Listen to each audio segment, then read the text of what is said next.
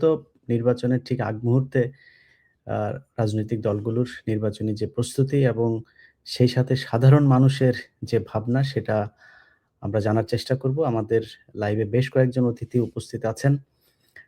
তার মধ্যে আমাদের সাথে উপস্থিত আছেন আ ঢাকা ১৭ আসন তারেক রহমানের যে আসনে জনাব খালিদুজ্জামান তিনি প্রতিদ্বন্দ্বিতা করছেন। সে আসনে তারেক রহমানের নির্বাচনী যেই আ কমিটি আছে সেটার একজন সমন্বয়ক আছেন আমাদের সাথে জনাব গিয়াস আহমেদ ভাই। গিয়াস আহমেদ ভাই আমাদের যুক্তরাষ্ট্রের বিশিষ্ট একজন ব্যবসায়ীও। তারপরে তিনি আবার বাংলাদেশ জাতীয়তাবাদী দলের একজন কার্যনির্বাহী সদস্য। আমাদের সাথে উপস্থিত আছেন আ জনাব খালেদ সাইফুল্লাহ ভাই। খালেদ সাইফুল্লাহ ভাই হচ্ছেন রামপুরা জেলা রামপুরা জেলা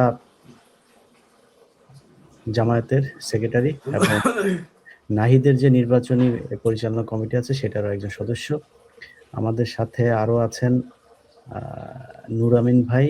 নূর আমিন ভাই আমাদের যুক্তরাষ্ট্রে থাকেন। আমার খুব ঘনিষ্ঠ একজন মানুষ। আরেকজন আছেন জনাব দেলোয়ার হোসেন। আ এখানে সবাই মোটামুটি বিএনপি রাজনীতির সাথে জড়িত। এর মধ্যে নূর আমিন ভাই তিনি কিছুটা মধ্যপন্থা অবলম্বন করে থাকেন। তিনি শুধু আওয়ামী বিরোধী, আমার মতো আরকি। তো যাই হোক আমরা শুরুতেই আ যেহেতু প্রধানমন্ত্রীর হয়ে কাজ করছেন, পদপ্রার্থীর হয়ে কাজ করছেন যিনি প্রধানমন্ত্রী হবেন, অ্যা সেই কারণে আমরা ১ম এই জনাব গিয়াস আহমেদের কাছে যাই। গিয়াস ভাই, আ আমরা আপনাকে দেখছি আপনি গাড়িতে চড়ে সম্ভবত নির্বাচনী প্রচারণার কাজে যাচ্ছেন। গলায় কার্ড ঝুলানো আছে আপনার। কি অবস্থা দেখছেন আপনার যে প্রার্থী জনাব তারেক রহমান, তার মাঠ কেমন দেখছেন? ধন্যবাদ ইলাজ ভাই আমাকে সংযুক্ত করার জন্য। আপনার বহুল প্রচারিত এই প্ল্যাটফর্মের মাধ্যমে ইলিয়াস ভাইকে তো আমি শুনতে পাচ্ছি না। শোনা যাচ্ছে? আচ্ছা, শুনতে পাচ্ছেন? খালিদ ভাই আপনি আমাকে শুনেন না? আমাদের সাথে আরো আছে। তো যাই হোক, আমরা যেহেতু আপনাকে ধন্যবাদ। আমি যেহেতু এখন ঢাকা আছি, ঢাকাতে আসলে তারেক রহমানের যে নির্বাচনী এলাকা, সেখানে আপনারা জানেন যে তারেক রহমান দীর্ঘদিন বিদেশে থেকে বাংলাদেশের রাজনীতিকে এবং বাংলাদেশকে নেতৃত্ব দিয়েছেন। তারেক রহমান একজন ইলিয়াস ভাইকে আমি শুনতে পাচ্ছি না। ইলিয়াস ভাইকে শোনা দরকার নাই। ইলিয়াস ভাইকে শুনতে পারলো। ইলিয়াস ভাই খালিদ ভাই আপনি কি গিয়াস ভাইয়ের কথা শুনেন? খালিদ ভাই এখন কারো কথা শুনেন আপনি? ঢাকাতে আসলে তারেক রহমানের যে খালিদ ভাই সেখানে আপনারা জানেন যে তারেক রহমান ভাইব্রেশন হচ্ছে এখন। গিয়াস ভাই বলেন জি। তো যাই হোক, এখন সেই আপনারা জানেন বিএনপি একটি স্বাধীনতার যে পক্ষের শক্তি এবং ৭১-এর যে স্বাধীনতার যে ঘোষণা, আমাদের দলের যে যে প্রতিষ্ঠাতা তিনি স্বাধীনতা ডাক দিয়েছিলেন, যুদ্ধ করেছেন এবং ৭৫-এ পট পরিবর্তনের সময় আপনারা দেখেছেন যে সেই বাকশালের কবল থেকে শহীদ প্রেসিডেন্ট জিয়া রহমান বাংলাদেশকে একটি গণতান্ত্রিক এবং বহুদলীয় গণতন্ত্র ফিরিয়ে দিয়েছেন, ৭১-এর চেতনা ফিরিয়ে দিয়েছেন। তারপর আপনারা জানেন যে আমাদের দেশনেত্রী বেগম খালেদা জিয়া তিনিও ৯ বছর স্বৈরশাসকের বিরুদ্ধে আন্দোলন করেছেন। অন্যদিকে আমরা দেখেছি যে স্বৈরশাসককে সমর্থন দিয়ে সংসদে গিয়েছে জামাত এবং আওয়ামী লীগ। সেই কারণেই আমার দেশের জনগণ আমাদের দেশনেত্রী বেগম খালেদা জিয়াকে দেশনেত্রী হিসেবে উপাধি দিয়েছেন এই আপসীর নেতৃত্বের কারণে। তারপর আপনারা দেখেছেন যে 111-এর সময়ও বিএনপিকে টার্গেট করে 111-এর নায়করা যখন মাঠে নামলো, তখনও বিএনপি এবং আমাদের দেশনেত্রী কখনো আপোষ করেননি।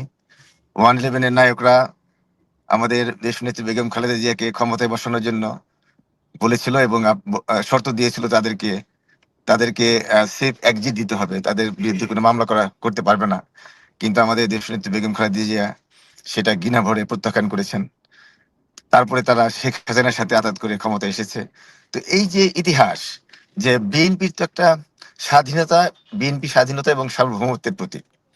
দীর্ঘদিন জনগণের পক্ষে, দেশের পক্ষে, ভারতীয় আধিপত্যবাদের বিরুদ্ধে সংগ্রাম করেছে। আপনারা জানেন যে ভারতের প্রধান প্রেসিডেন্ট প্রণব মুখার্জি যখন বাংলাদেশে আসে, আমাদের দেশনেত্রী বেগম খালেদা জিয়া প্রতিবাদ স্বরূপ তার সাথে সাক্ষাৎ করেননি, কারণ ভারত বাংলাদেশের রাজনীতিতে নাক গলাচ্ছিল, আওয়ামী লীগকে নগ্নভাবে সমর্থন দিচ্ছিল।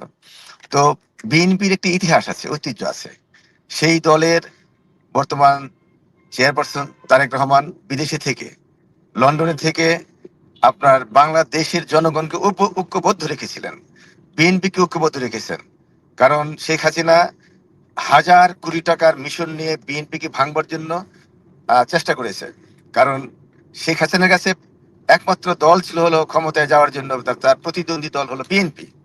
সে বিএনপিকে ধ্বংস করবার জন্য আইনঘর করেছে, তারা ক্রস ফায়ার করেছে। এই বিএনপি নেতাকর্মীদেরকে শত শত নেতাকর্মীকে, শত শত হাজার লক্ষ লক্ষ নেতাকর্মীকে আপনার শত শত মামলা দিয়ে হয়রানি করেছে, জেলে পুড়েছে। তো এই ক্ষেত্রে যে বিএনপি যে মানে কখনোই আপোষ করেনি। অন্যদিকে আমরা দেখেছি অন্যান্য দল, যে একটি দল তারা কিন্তু আপোষ করে ছাত্রলীগের সাথে, আওয়ামী লীগের সাথে আপোষ করে ব্যবসা বাণিজ্য করেছে, তাদের গুপ্ত রাজনীতি করেছে।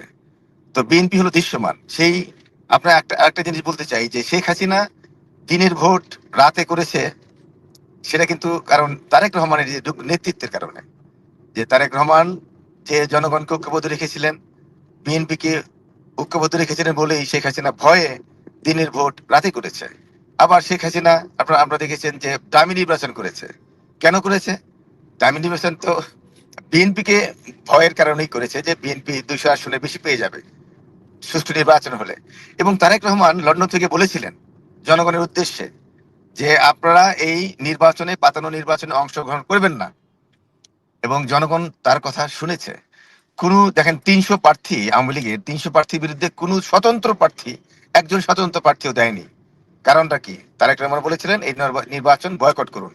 জনগণ তার নেতৃত্ব শুনেছে এবং জনগণ ঐক্যবদ্ধ ছিল বলেই তো আপনার শেখ হাসিনা ডামি নির্বাচন নিতে বাধ্য হয়েছে। ডামি নির্বাচন কাকে বলে? যে তার নিজের দলের লোকদেরকে আবার দাঁড়া করানো হয়েছে, কারণ জনগণ স্বতন্ত্র প্রার্থীও দাঁড়ায়নি। তো এই কৃতিত্ব তো কার? তারেক রহমানের।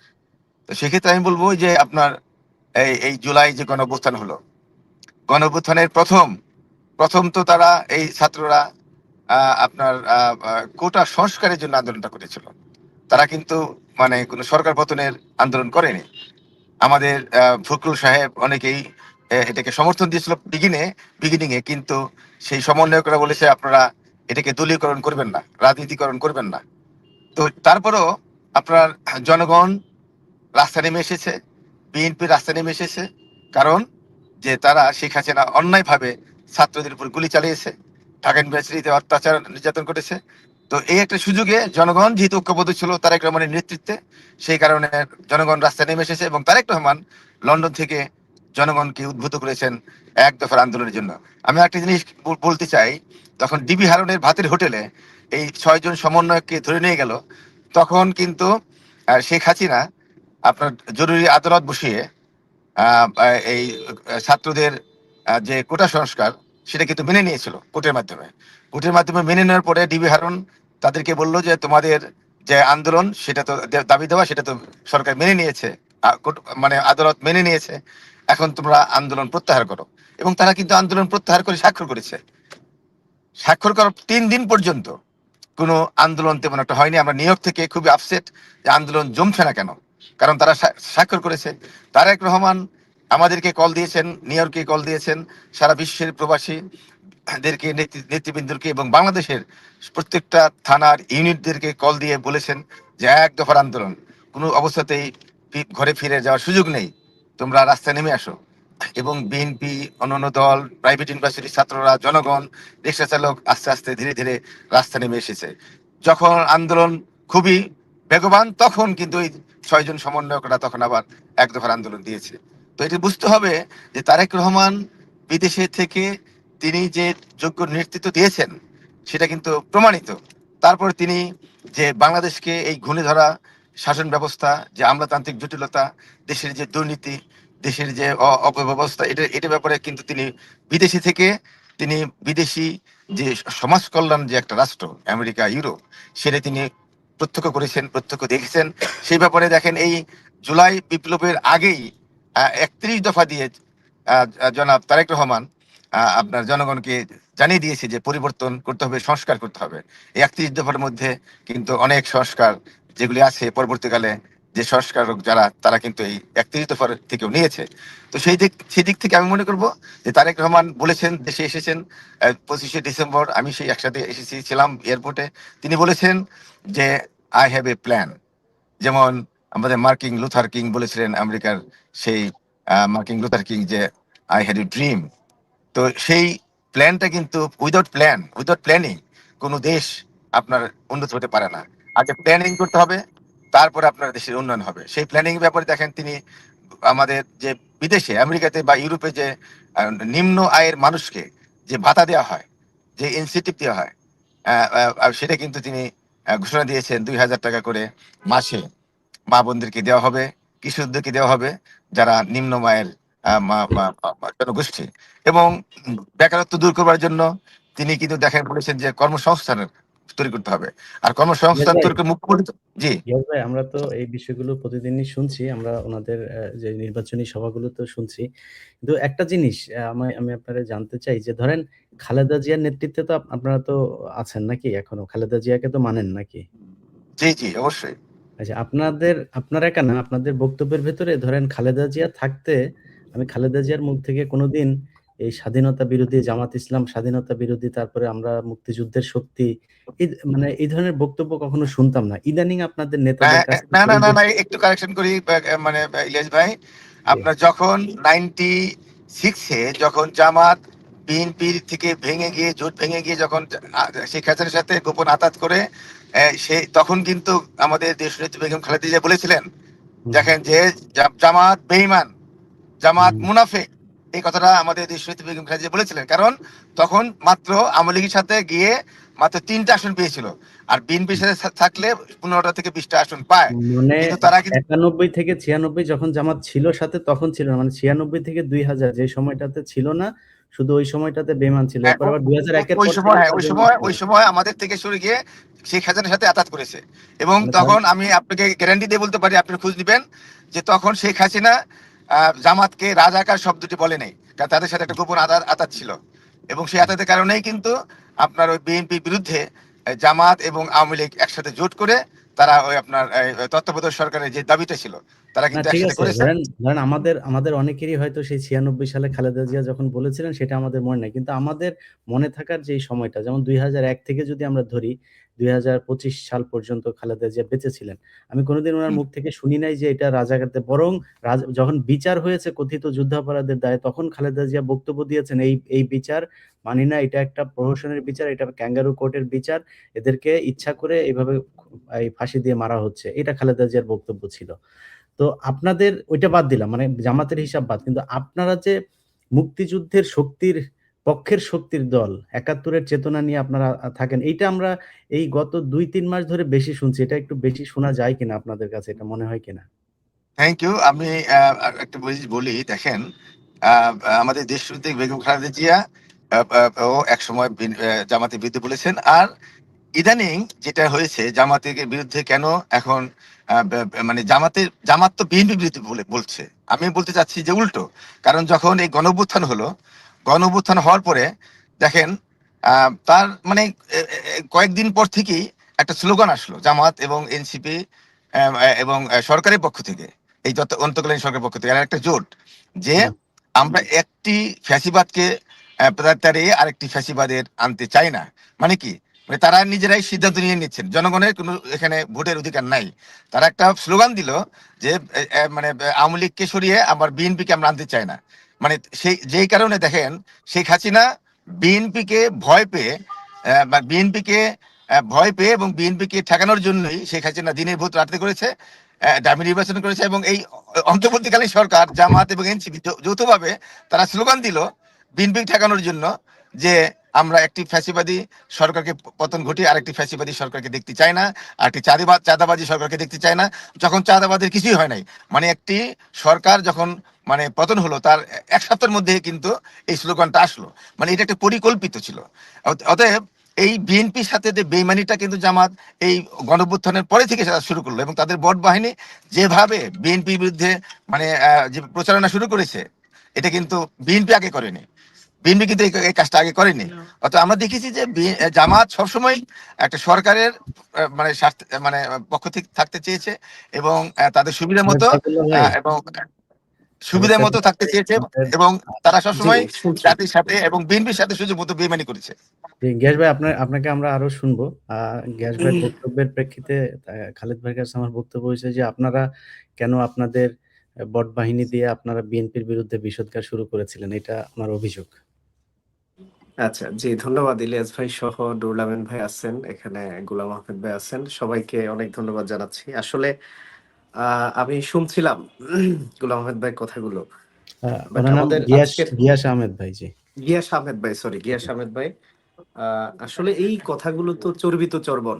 আমার মনে হয় না যে এই কথাগুলোর খুব একটা যৌক্তিক ভ্যালু এই সময় এসে বাংলাদেশের রাজনীতিতে খুব বেশি একটা যৌক্তিক ভ্যালু আছে আমার মনে হয় না। কারণ এই কথাগুলো এমন একটা পর্যায়ে চলে গেছে, এগুলো এখন টকশো খুললে, আলোচনা আসলে, বিএনপির যে কোনো আলোচক আসলে এই ঘুরে ফিরে কথা এগুলোই। তা আমি আসলে সেদিকে যেতে চাচ্ছি না। এগুলোর জন্য বাস্তব অর্থে যেটা বলা যায় সেটা হচ্ছে এগুলোর জন্য আগামী 12 তারিখ পর্যন্ত আমরা একটু অপেক্ষা করি। অনেক ধরনের তর্ক বিতর্ক নানা দিক থেকে আসবে, নানা দিক থেকে হবে। রাজনীতির একটা বড় বিষয় হচ্ছে যখন এটা আমার আসলে এটা এই যে যে গ্যাস ভাই নিজেও জানেন, আমরাও জানি, তিনি যা বলছেন এগুলো টকশোর একটা আলোচনা থাকে, ডায়াস থাকে, বাট এর বাইরে রাজনৈতিক সততা, রাজনৈতিক প্রেক্ষাপট যেটা বাংলাদেশের মানুষের কাছে একেবারেই স্বচ্ছতার সাথে পরিষ্কার, কার অবস্থান কি, কোথায় কি, স্বাধীনতা, একাত্তর, এটাকে আমরা ধারণ করি। এটাকে বারবার বলা হয়েছে, এই ব্যাপারে অসংখ্য বক্তব্য, স্টেটমেন্ট আছে, কথা হয়েছে, এগুলো চর্বিত চর্বণ। এটা নিয়ে আমার মনে হয় সময় নষ্ট করার এখন খুব বেশি একটা সুযোগ নাই। এরপরে বট বাহিনী যেটা বললেন, এই আলোচনাগুলো 5ই আগস্টের পর থেকে শুরু হয়েছে। আসলে বট বাহিনী বলতে সাধারণ মানুষদের একটা বিরাট অংশ অনলাইন ব্যবহার করেন। শেখ হাসিনাকে ভোট থেকে তাড়ানোর, এই মাঠ থেকে তাড়ানোর যে বিশাল একটা, আপনি যদি হাতিয়ার বলেন, সেটা ছিল এই অনলাইন ফেসবুক। সেখানে শুধু জামাত এবং শিবির ছিল না, এখন ওই যে যিনি রিক্সা চালান, যিনি দিনমজুরের কাজ করেন, তিনিও তার কাজ শেষে এসে তার অ্যান্ড্রয়েড ফোনটা নিয়ে দেশের কোথায় কি হচ্ছে এগুলো দেখেন। তো তিনি তার জায়গা থেকে তার অবস্থানগুলো তুলে ধরেন। এগুলোকে সবাইকে জামাত এবং শিবির কাউন্ট করে একটা ভোট বাহিনী দিয়ে দিলেই আসলে বাস্তব অবস্থাটা আড়াল করার সুযোগ হয় না, সম্ভব হয় না। হ্যাঁ, এবং বাস্তবিক তাই হচ্ছে। তো আমার মনে হয় বিএনপি এই আলোচনাগুলোই ঘুরে ফিরে ছাত্রদল, বিএনপি, অনেক সেন্ট্রাল লিডারদের সাথেও মেশার সুযোগ হয় আসলে, বাট কাছাকাছি গেলে একরকম, আর যখন অনলাইনে কিংবা টিভি টক শোতে আসি আমরা একরকম। এগুলো আমার কাছে মনে হয় যে শুধুমাত্র রাজনৈতিকভাবে ঘায়েল করার অথবা রাজনৈতিক কোনো একটা বিষয়, আমার কাছে মনে হচ্ছে এগুলো থেকে বেরিয়ে আরো কোনো একটা স্মার্ট বিষয় নিয়ে রাজনৈতিক প্রতিপক্ষের সাথে আমাদের টেবিলে আসা উচিত। এই শুধুমাত্র এই বিষয়গুলো তেনাপেচাপেচি করে এটা আমার মনে হয় বিএনপির জন্যই ক্ষতি হচ্ছে। আমাদের আরো একটা স্মার্ট বিরোধিতার কোনো একটা স্মার্ট জায়গা খুঁজে সেই জায়গাগুলো ধরে ধরে আমাদের সমালোচনা করা উচিত, বিরোধিতা করা উচিত। আমাদের যদি কোনো ভুল থাকে, জামাত ইসলামের কোনো বিষয়ে গ্যাপ থাকলে, ঘাটতি থাকলে, সেগুলোর জন্য স্মার্ট যে পলিসি আছে, স্মার্ট যে সমালোচনার মাধ্যমগুলো আছে, সেগুলো ব্যবহার করা উচিত। এই বিষয়গুলো আমার মনে হচ্ছে জনগণও ভালোভাবে নেয় না, এগুলো সবাই বুঝে ঘুরে ফিরে এই একই বক্তব্যগুলো। তো এই ব্যাপারে আমি আর বেশি কিছু বলতে চাচ্ছি না। আমি অনুরোধ করব আমাদের ভাই বন্ধু যারা আছেন ভিন্ন সংগঠনের, এই জায়গাগুলো থেকে একটু ফিরে আসতে হবে, পাবলিক পালস বুঝতে হবে। বাংলাদেশের বিশাল একটা সংখ্যা মানুষের মাইন্ড সেট আপ যে কোথায় গিয়ে পৌঁছেছে, আমার মনে হচ্ছে যে বিএনপি এই জায়গাটা এখনো ভালো করে রিড করতে পারে নাই, ধরতে পারে নাই, যার জন্য ঘুরে ফিরে সেই একই কাসুন্দি, একই বিষয়গুলো বারবার উপস্থাপিত হচ্ছে, নিয়ে আসছেন তারা। আর পাবলিক পালসটা যদি ধরতে পারতেন। আপনাদের জি, আপনাদের আপনি নাহিদ ইসলামের আসন থেকে আপনি তার নির্বাচন পরিচালনা কমিটিতে আছেন, কেমন দেখছেন মাঠে ভোটের অবস্থা কি? হ্যাঁ, আলহামদুলিল্লাহ। আমি যদি বলি আসলে আমি তো শুধু নাহিদ ইসলামের সাথে বলা যায় যে বিশাল একটা অংশ থাকারই সুযোগ হচ্ছে, এবং তার সাথে একেবারে সরাসরি রুট লেভেলে গণসংযোগের যে বিষয়টা, সকাল থেকে সন্ধ্যা পর্যন্ত এই গণসংযোগেও থাকার সুযোগ হচ্ছে। আমার কাছে মনে হচ্ছে এটা মানে তার যে মাঠের জোয়ার, অ্যাট্রাকশন, কিংবা 11 দলীয় অ্যালায়েন্সের যে প্রার্থী, এই প্রার্থীকে বিজয়ী করার জন্য মানুষের যে আগ্রহ, আন্তরিকতা, তার ক্রিয়োদাংশ একেবারে খুব সামান্যই মিডিয়াতে আসে, বাট আমরা বাস্তবিক প্রেক্ষাপট যেটা দেখি, আমার কাছে মনে হচ্ছে যে মানুষ তাকে ধরে এখনই মানে সংসদে পাঠিয়ে দিতে পারলে খুশি হতো।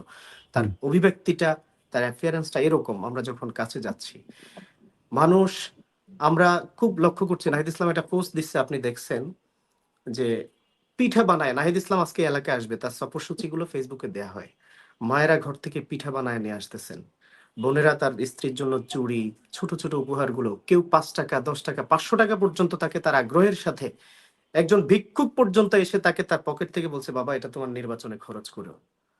তো এটা শুধু আমি জাস্ট উদাহরণটা বললাম, পুরো আসনের জরিপ এবং জনমত জরিপ যেটা, সেই জায়গা থেকে এবং নাহিদ ইসলামের ব্যক্তিগত অবস্থান থেকে এবং 11 দলীয় অ্যালায়েন্সের জামাত সহ অন্যান্য দল যেভাবে তার জন্য মাঠে নেমেছি, আমার কাছে মনে হচ্ছে এই গণজোয়ার অবশ্যম্ভাবী মানে একটা বিজয়ের দ্বারপ্রান্তে আমাদেরকে নিয়ে যাবে।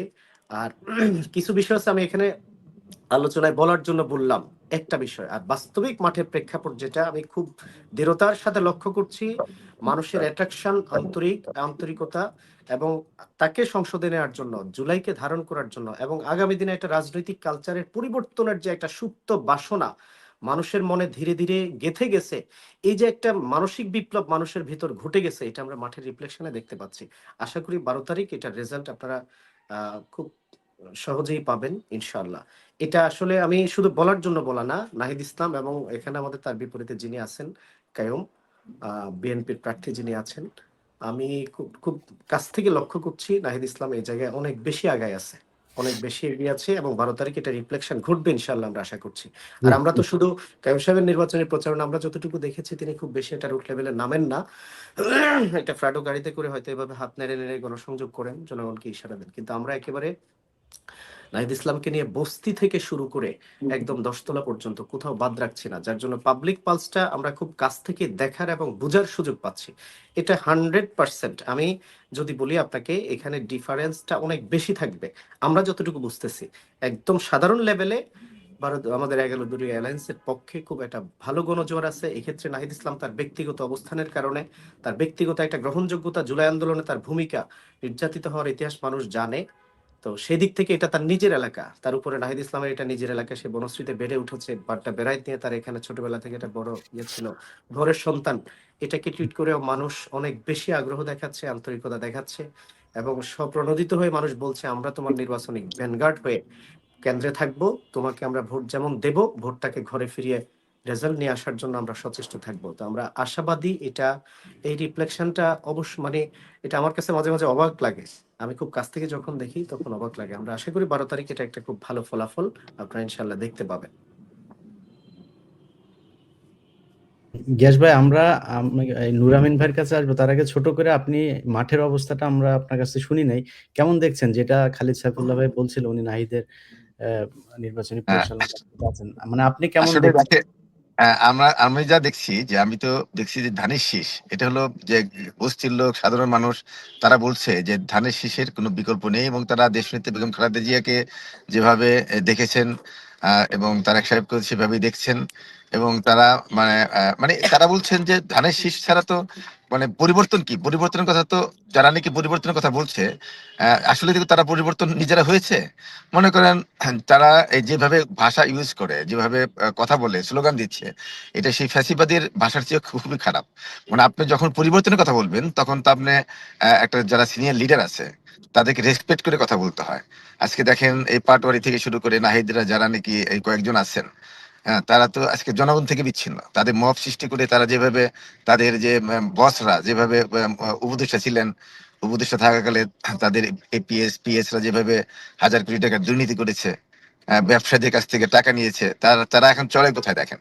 তারা চলে এখন মানে বড় বড় কোটি কোটি টাকার দামের গাড়ি, তাদের মানে রাজপ্রাসাদ, তাদের অফিস থেকে বাড়া হয়।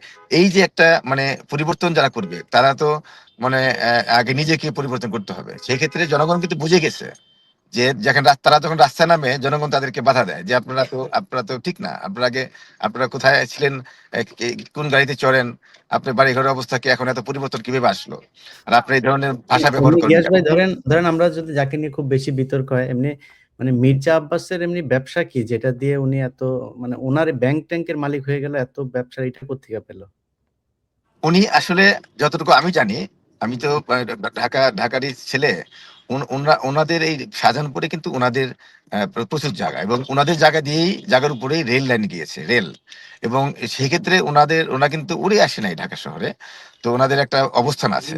এবং মানে কিভাবে সেই উনি কে ছিলেন, মানে ওনার পূর্বপুরুষ মানে কে ছিলেন যে ওনাদের এত সম্পত্তি ছিল, সেটা কে করলো? মনে করেন ওনার যেখান বাবা কি থেকে, করতো? ওনার বাবা হ্যাঁ, কি করতো? ওনারা যখন যেখান থেকে আসুক, মনে করেন বিভিন্ন ডিস্ট্রিক্ট থেকে মানুষ ঢাকা শহরে এসেছে। আমরা ঢাকার লোক, এই কারণে আমরা ঢাকা শহরে আমরা দেখা গেলো আমাদের বাড়ি ঢাকা দোহার, আমাদের সেই জমাজমি মানে শত শত জমাজমি আমাদের গ্রামে আছে, গ্রামে, কিন্তু শহরে আমাদের থাকার প্রয়োজন হয় না। কিন্তু শহরে কিন্তু দেখা গেছে বিভিন্ন ডিস্ট্রিক্ট থেকে লোক এসেছে। হ্যাঁ, আমরা মনে করছি আমরা ঢাকার লোক। আমরা যে বিভিন্ন ডিস্ট্রিক্ট থেকে এসে তো আর ঢাকাতে তো আর কেউ ফ্রি জমি পায়নি। মানে ওনার বাবা কি করতেন যে উনি এত সম্পত্তি ব্যাংকের মালিক হয়ে গেলেন কিভাবে? না, যারা নাকি ঢাকাতে এসেছে মানে বাড়ি ঘর করবার জন্য, স্থায়ীভাবে থাকবার জন্য, তারা কিন্তু অনেকেই এসেছে কিছু জায়গা কিনেছে, অনেকেই না, যারা না, না, ওই ব্যাপার না। এই গ্যাস ভাই, আমি সুনির্দিষ্টভাবে মানে আপনার জানা আছে কিনা এটা জানার জন্য আর কি। আমরা যতটুকু না জানি না যে ওনার বাবা ওনার একজন আমি স্কুলের জানি যে ব্যবসায়ী। আমি যতটুকু জানি, আপনি যেটা বলছেন যে ওনার ফাদার কি করতো, আমি অত তাদের দাদা কি করতো জানি না।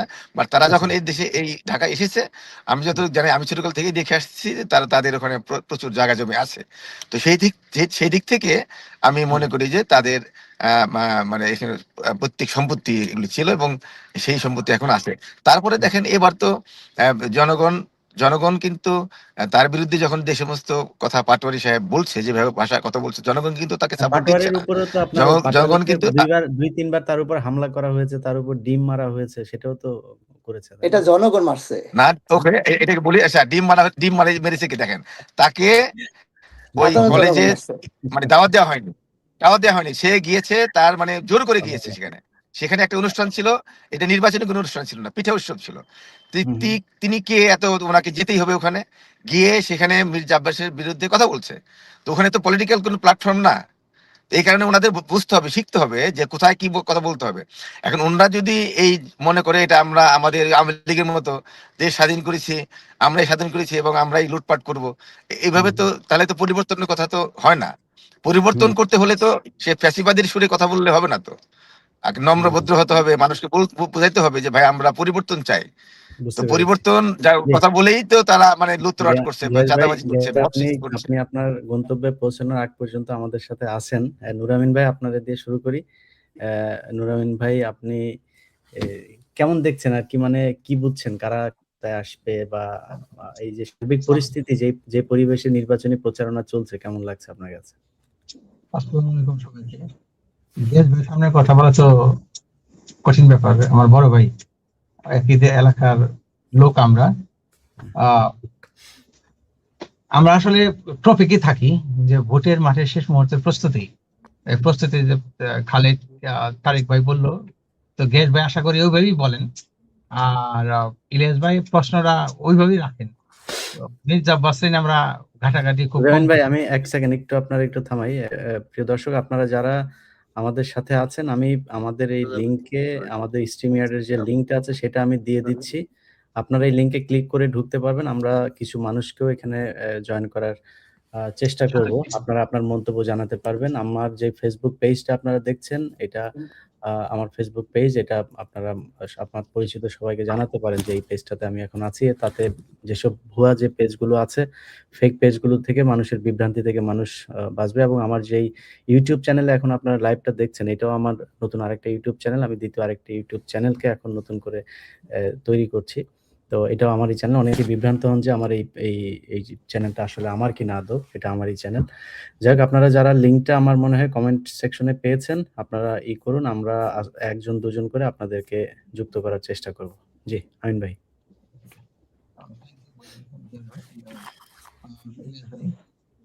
অ্যাকচুয়ালি গত পরশুদিন যখন আমি শুনতেছিলাম কোন এক মাধ্যমে, আমার তো পাশাপাশি বিএনপি ছাড়া, আমি গ্রামে ছোট সময় থেকেই বিএনপি কে সমর্থন করি। পাশাপাশি আমি সবচেয়ে বেশি যেটা আমার রাজনৈতিক পরিচয়, সেটা হলো আওয়ামী লীগকে ঘৃণা করা। তো আমি যখন শুনতেছিলাম যে দেশে জামায়াত ইসলাম এবং বিএনপি, যারা কোনো ঝগড়া বা কোনো স্ট্রিম পর্যায়ে কোনো ক্যাজুয়ালিটি হলে সেখানে আওয়ামী লীগের প্রবেশ করার একটা সম্ভাবনা আছে, আমি এই খবরটা শোনার সাথে সাথে আমি ইলিয়াস ভাইয়ের বললাম যে ভাই, তাহলে আমরা এই খবরটা দেশে কিভাবে প্রচার করা যায় মানুষের সাথে। আমরা যারা গের ভাই আছেন, দেলোর ভাই আছেন, আপনারা তো বিএনপির কোর সমর্থক। আমি একটু আছি, কিন্তু এই মুহূর্তে আমি যেটা বলতে চাই, মিডিলে আমি থাকি, সেটা হইলো 5ই আগস্টের পূর্বে আমরা সবসময় শুনতাম আওয়ামী লীগ যারা করে Jamaat BNP, Jamaat BNP, Jamaat BNP. এই জামায়াত বিএনপি বলে মানুষের মারাটা হালাল করে ফেলছিল আওয়ামী লীগের লোকগুলো। তো আমাদের বুঝতে হবে যে এই মুহূর্তে আমরা কেন ঝগড়া করি ক্ষমতা নিয়ে অথবা নির্বাচন নিয়ে। নির্বাচনে আমরা যারা কথা বলবো তারা যেন সঠিক মানুষের প্রশংসা, আপনি কি জানেন, আপনি কি পারেন, আপনার কি পরিকল্পনা আছে দেশের জন্য, সেগুলো আইদার জামায়াত আইদার বিএনপি এগুলো বলেন। একজনের বদনাম আপনার পাটোয়ারি সাহেব এক জায়গায় বললো, আবার বিএনপির কোনো মানুষ যদি কার শরীরে ইট ছুঁড়ে মারে চলে আসে বিএনপির বদনাম হয়। তো আমরা যাতে এগুলো খুব সুন্দরভাবে হ্যান্ডেল করি।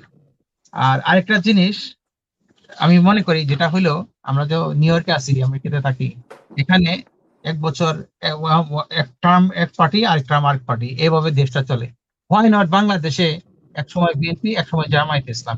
আমরা কেন এই নিজেরা রাজনৈতিক ভাবে রেষারেষি করি? আনাদার ওয়ার্ড, রাজনৈতিক ভাবে যখন আমরা একজন আরেকজনকে খারাপ ভাষায় কথা বলবো, এটা কোনো ভালো কিছুর পর্যায়ে না।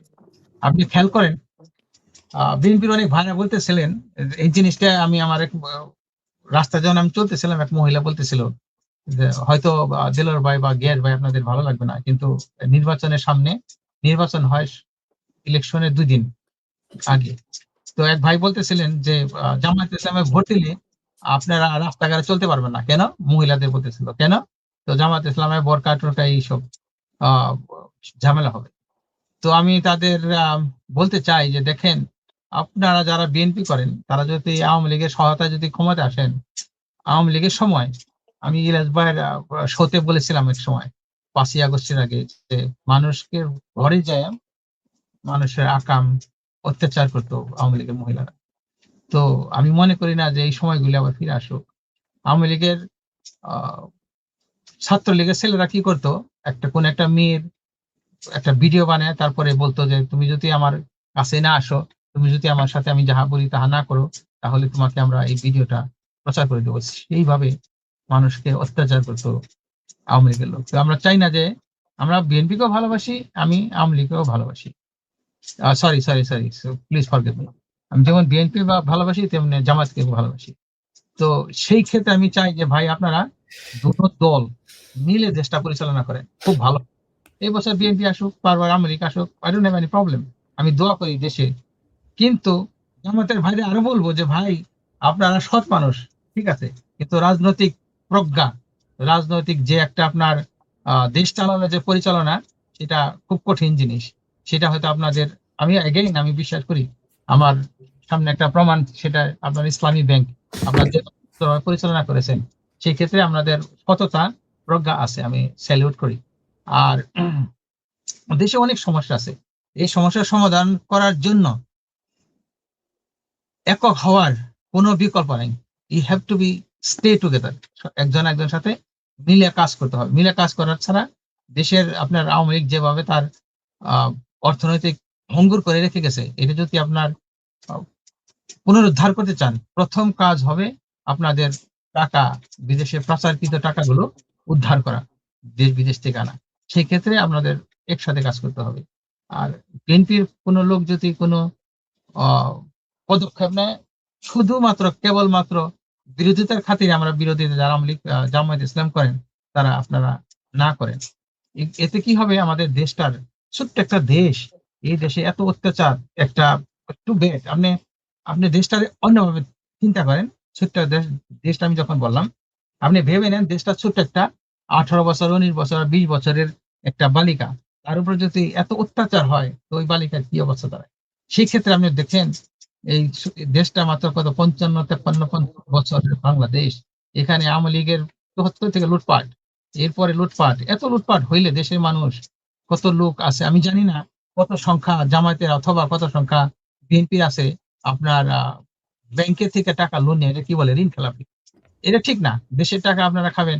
আপনি খেয়াল করেন, আমি যদি এখানে দেলোয়ার ভাই আছেন, এখানে আপনার তারেক ভাই আছেন, আমি যদি আপনার থেকে 10টা টাকা ধার করি আর যথাসময় না দিই, কি মনোবস্থা দাঁড়াইলো? আপনার চোখের সামনে আমি লজ্জা পাবো আপনার টাকাটা দিতে পারতেছি না বলে। কিন্তু আপনারা কোটি কোটি মানুষের টাকা, এটা তো দেশের টাকা, আপনারা যারা নাকি রাজনীতি করার নামে দেশের টাকাগুলি লুটপাট করে নিয়ে যান, এটা তো ঠিক না। এই দেশের ভঙ্গুর অবস্থা থেকে আমরা কেমনে উত্তরণ হবো? তাহলে আমি মনে করি যে এটা আমার ব্যক্তিগত মতামত, কোন আহ ঋণ খেলাপি লোকদের নির্বাচনে আসার না, সঠিক না, ঠিক না। আর সেই ক্ষেত্রে আমি আরো মনে করি যেটা, এটা যদি আমাদের টপিকের মধ্যে না, আমি যেটা এটা বলতে চাই সেটা হলো অনেক জায়গায় আছে আপনার মহিলাদের জন্য সংরক্ষিত আসন। আমি এটার খুব ঘোর বিরোধী। সংরক্ষিত আসন বলতে কোনো কথা নেই। আমেরিকাতে যে যোগ্যতা বলে সরাসরি ভোটে পাশ করে আসে। মহিলাদের যদি আপনারা সংরক্ষিত আসন দেন, সেক্ষেত্রে কি হবে, বাসার কাজের মহিলাগুলি সব সংসদে এসে যাবে। এরা ঠিক না, এটা আপনারা করিয়েন না। যারা আপনার জামায়াতের ভাইয়েরা ক্ষমতায় আসেন আর বিএনপির ভাইয়েরা ক্ষমতায় আসেন। ধন্যবাদ। আমি যদি একটু সময় পাই আবার পরে বলবো। এখন ইলিয়াস ভাই অন্য কাউকে দেন প্লিজ। আচ্ছা, দেলোয়ার ভাই খুব উত্তেজিত হয়ে আছেন। দেলোয়ার ভাই, আপনার এই মাঝখানে আবার আপনি বলছেন, যাই হোক, একটু আপনাকে প্রশ্ন করি নাকি ভাই? প্রশ্ন হলো, আপনাদের একটা দল থেকে একটা ফ্যামিলি কার্ড দেওয়া হচ্ছে, তাই না? এই ফ্যামিলি কার্ডটা আসলে কয় টাকার ফ্যামিলি কার্ড দিবেন, কয়জন মানুষকে দিবেন, এটাকে আসলে সুনির্দিষ্ট করা হয়েছে নাকি এটা আপনাদের দল থেকে? আসসালামু আলাইকুম। প্রথমে আমি ধন্যবাদ জানাই আমাদের দেশ বিদেশ যারা বন্ধুরা আছেন, সবাই দেখতেছেন, এই জন্য ধন্যবাদ। আসলে ইলিয়াস ভাই, আপনি জানেন কিনা, এই যারা পূর্ববর্তী সরকার ছিল তাদের কিন্তু প্রতিটা মানে ওয়ার্ড ভিত্তিক যেটা বলে বিজিবি কার্ড দেওয়া হয়। আর এই বিজিবি কার্ড কিন্তু most of member, union chairman, তারপর উপজেলা চেয়ারম্যান, তারাই কিন্তু মোস্ট অফ এই টাকাগুলো মেরে দেয়। সো আমি আশা করি তারেক রহমান, আমাদের দেশনায়ক তারেক রহমান যেটা বুঝাইতে চাইছে, যে এই ধরনের যে প্রোগ্রামগুলো আছে, যদি আমরা যে ইন্ডিভিজুয়ালি, যে ব্যক্তিগতভাবে যদি আমরা পৌঁছে দিতে পারি, এটাই হবে, যেটা আমি মনে করি এটাই হবে ফ্যামিলি কার্ড। আর এখানে মানুষ কেন বিএনপিকে ভোট দিবে? আপনি জানেন ইলিয়াস ভাই, এই নিউ ইয়র্ক শহরে আজকে 2 সপ্তাহ হয়, এখনো স্নো ক্লিন হয় নাই। যে অপরিপক্ষ মেয়র হয়েছে, সেই জন্য আমাদের স্নো এখনো ক্লিন হয় নাই। সো আমি মনে করি বিএনপিকে ভোট দিবে সবাই পরিপক্ষ।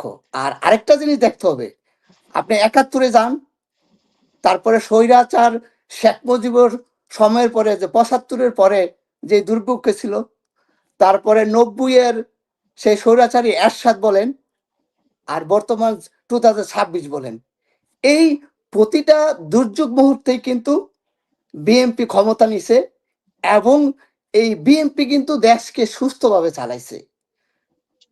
এটা কিন্তু আমি মুখের কথা বলতেছি না, 2001 থেকে 5 কি সুষ্ঠুভাবে চলেছিল নাকি?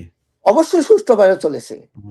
অনেকেই বলে যে ওই সময় এই বিদ্যুৎ খাতে ব্যাপক লুটপাট হয়েছিল। ওই সময় এই যে বিদ্যুতের জন্য মানুষ রাস্তায় গুলি খেত, তারপরে সারের জন্য মানুষ গুলি খেয়ে মারা গিয়েছে।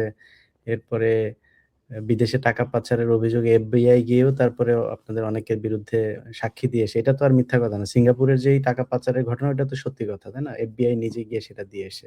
আমরা শেখ হাসিনারে কথা বলতে দিতাম না এগুলো নিয়ে, কিন্তু এটা তো সত্যি কথা। তো এই যে বাট এগুলো যে হয়েছিল, সেখান থেকে মানে পরিবর্তন হয়েছে। বিএনপি এখন কি ভালোই হয়েছে আগের চেয়ে নাকি? বাট আপনি বললেন সিঙ্গাপুরে টাকা পাচার হয়েছে, কিন্তু এই আওয়ামী লীগ সরকার 15 বছর ছিল, তারা কিন্তু একটাও এই তারেক রহমানের মানে বিরুদ্ধে কোনো একটা মানি লন্ডারিং কোনো একটা করতে পারে নাই।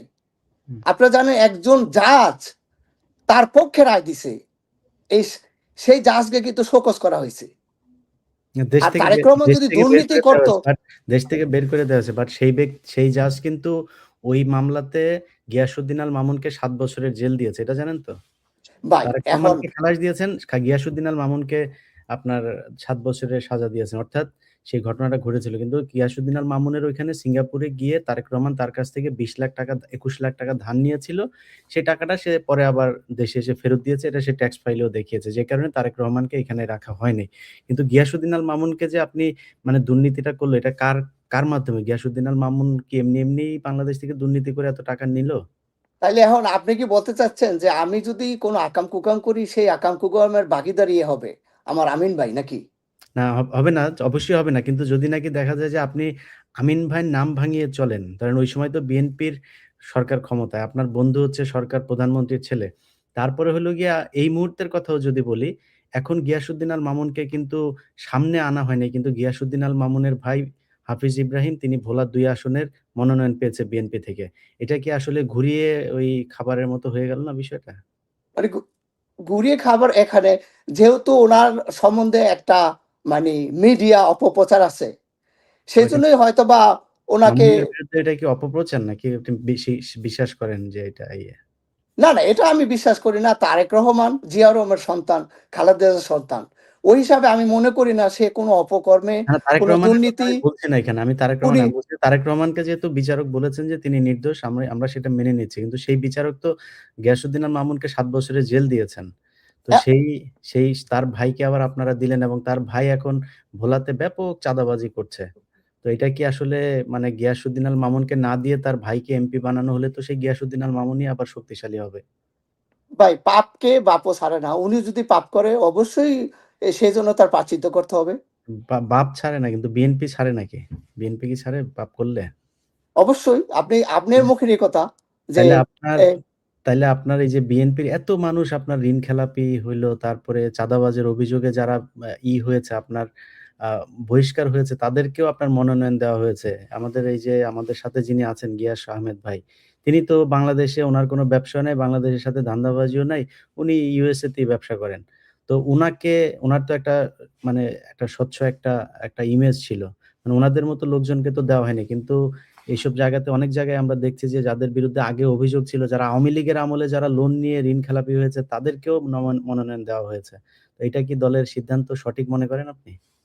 আমি তো অ্যাকচুয়ালি যেটা আ আমি যতটুকু জানি যে গিয়াস ভাই উনার এলাকা থেকে উনি কখনো নমিনেশন চায় নাই।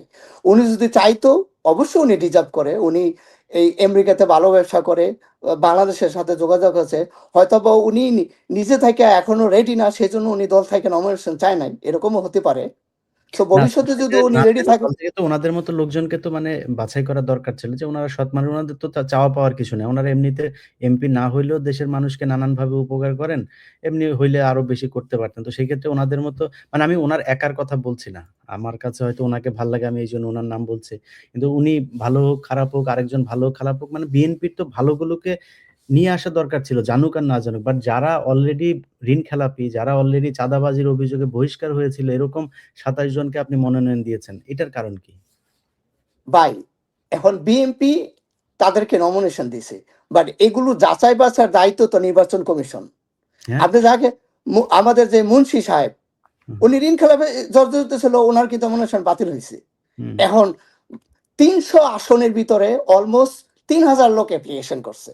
হুম। এত লোক এত লোক যাচাই বাছাই করার সুযোগও ছিল না। আর আপনি দেখেন এই নির্বাচন যেন এত তাড়াতাড়ি হবে সেটা কিন্তু আপনিও নিজেও মানে বিশ্বাস করতেন না। সো না এত অবশ্যই লোকের সবাই জানতো। এটা তো বিএনপি তো এই নির্বাচন চাচ্ছে আরো প্রায় ৩ বছর আগে থেকে। ইউনূস আসারও আগের থেকে বিএনপি নির্বাচন চাচ্ছে। তো বিএনপির হাতে তো সুযোগ ছিল যে কারা করবে। আর আপনি যেটা বললেন যে এত মানুষের এটা জানা সম্ভব না, এটা ট্রু না। কারণ তাদের হলফনামাতে তারা সবাই লিখেছে যে আমার লোন আছে, এত টাকার লোন, আমি ঋণ খেলাপি, এত টাকার সেটা তারা সবাই রিশিডিউল করে আদালতের স্থগিতাদেশ দিয়ে নানানভাবে তারা এই নির্বাচনে অংশ নিয়েছে। এটা তো বিএনপিও জানে, নির্বাচন কমিশনও জানে। যেটা করা হয়েছে যে আদালত এবং ব্যাংককে ম্যানেজ করা হয়েছে, করে তারপরে তাদেরকে আপনার নির্বাচন করার সুযোগ করে দেয়া হয়েছে। যে সুযোগটা আপনার হাসনাতের কারণে হাসনাতের প্রতিদ্বন্দ্বী সে পায় নাই। আপনার কথায় আসি যে ব্যাংকে লোন থাকা আর ঋণ খেলাপি কিন্তু এক না। হুম, হুম। যে সমস্ত লোন থাকতেই পারে। আমি যদি লোন আমি প্রতি আমরা মাসে আমরা লোন নিয়ে এখানে কথাই বলছি না। আমরা ঋণ খেলাপি নিয়ে কথা বলছি। আমি যে কজনের কথা বলছি তারা সবাই ঋণ খেলাপি। তারা রিশিডিউল করে তারপরে এটাকে নরমালাইজ করেছে। তারা সবাই ঋণ খেলাপি। তাহলে এটা তো আমি মনে করি বর্তমান নির্বাচন কমিশনের ব্যর্থতা। আর আমি মনে করি এই সরকারের ব্যর্থতা। এখানে তো বিএনপির ব্যর্থতা না। না এখন বিএনপি ধরেন তো চা বিএনপি তো চাবেই তার যোগ্য লোকটা এই নির্বাচনে আসুক। হ্যাঁ। কিন্তু বিএনপির সমস্যা যেটা হয়েছে আমাদের হাতে তো অপশন নাই। নির্বাচন কমিশনও সেই চাপটা দিতে পারে নাই। যেমন আ বিএনপির অন্তত অর্ধ শতাধিক মানুষের নামে অভিযোগ আছে যে তারা সবাই ডুয়েল পাসপোর্ট নিয়ে তারপর নির্বাচন করছেন। এখন এটা যদি বাদ দিতে যায় সেক্ষেত্রে অনেকেই বলে থাকেন তারেক রহমানও ডুয়েল সিটিজেন, তাকেও বাদ দিয়ে দিতে হবে। এটা কি সম্ভব, নির্বাচন করা সম্ভব? তাহলে নির্বাচন কমিশনকে কিছু তো একটা, এবার নির্বাচনটা তো একটা বিশেষ পরিস্থিতিতে হচ্ছে, তো সেই ক্ষেত্রে তাদের এইসব মানে ছাড়গুলো দিতে হয়েছে, তাদের হাতে অপশন ছিল না। ইলিয়াস ভাই, এরকম ভিত্তিহীন অভিযোগ থাকতেই পারে। দেখেন, আমি 10 বছর পর বাংলাদেশে গেলাম, আমি আমার পার্সোনাল কয়েকটা কাজে গেছি, আমি যেহেতু বিএনপির সাথে জড়িত। তা আপনি দেখছেন, আপনার একটা লাইভে আমি অনেক কিছু বলছি, আমি দেশের কিছুই করি না, তারপরেও কিন্তু আমার ওই কিছু কিছু লোক বলতেছে বাটপার। ভাই, আমি কি বাটপারি করলাম? মানে বিএনপি করেন এই জন্য বাটপার বলে, না কি জন্য? এখন এলাকার লোকজনের হয়তো বা তার এগেইনস্টে কিছু গেছে, ব্যক্তির উপরে গিয়ে পড়ছে, আচ্ছা। ব্যক্তির স্বার্থের উপরে পড়ছে, এই জন্য। সো এরকম অনেক লোকই আছে যে আপনার প্রোপাগান্ডা, মিথ্যা অভিযোগ, ভিত্তিহীন অভিযোগ আনতেই পারে, হুম। সেইটাই স্বাভাবিক। আচ্ছা, আমরা আমরা আমরা রানা নামে একজনকে করেছি ভাই। আপনারা সবাইকে একটু বলে রাখি, যারা যুক্ত হবেন, মানে আমার আমার সাথে আর কি ব্যক্তিগত আলাপ না করে আপনাদের নির্বাচন নিয়ে কথা বললে ভালো হয়, যে নির্বাচনে আপনার এলাকায় কি দেখছেন, কেমন প্রার্থীকে ভোট দিবেন, আমরা এটা একটু জানার চেষ্টা করব। জি রানা ভাই বলেন। আসসালামু আলাইকুম ইলিয়াস ভাই, ভালো আছেন? বুঝলাম জি ভাই। জি ভাই, আমি আসলে ব্যক্তিগতভাবে আপনারা যারা অনলাইন অ্যাক্টিভিস্ট তাদের অনেক ফ্যান। তো শুরুতে আমি 2 মিনিট কথা বলবো, বেশি সময় নেবো না, যেহেতু আপনার অনেকগুলো গেস্ট আছে। আমি এইমাত্র দেলার ভাইয়ের কথা শুনতেছিলাম, উনি খুব সুন্দর করে বিএনপি কে অপরাধ থেকে এড়িয়ে গেছেন। তো আমি একটা কথা বলতে চাই, সেটা হচ্ছে উনি যে বললেন নির্বাচন কমিশনের ব্যর্থতা, কিন্তু এই ঋণ খেলাপি এবং এই ঋণ খেলাপিদের নমিনেশন দেওয়ার জন্য বিএনপি আন্দোলন করছে। এখন আমার কথা হচ্ছে, তারেক রহমানের যদি অনুমতি না থাকে এই আন্দোলন কখনো সম্ভব না। সুতরাং শুধু এখানে নির্বাচন কমিশনারের ব্যর্থতার আগে অবশ্যই বিএনপির অনেক বড় ব্যর্থতা আছে, ঠিক না ভাইয়া? এটা আপনার আর হচ্ছে আপনার দিক দিয়ে হইতে পারে। না না না, এটা এটা তো দেশবাসী দেখছে। ঋণ খেলাপিদেরকে নমিনেশন দেওয়ার জন্য বিএনপি আন্দোলন করছে এবং আন্দোলনে বাধ্য হয়ে এক পর্যায়ে নির্বাচন কমিশন তাদেরকে নমিনেশন দিতে বাধ্য হয়েছে। এটা দেশবাসী দেখছে। আচ্ছা থাক।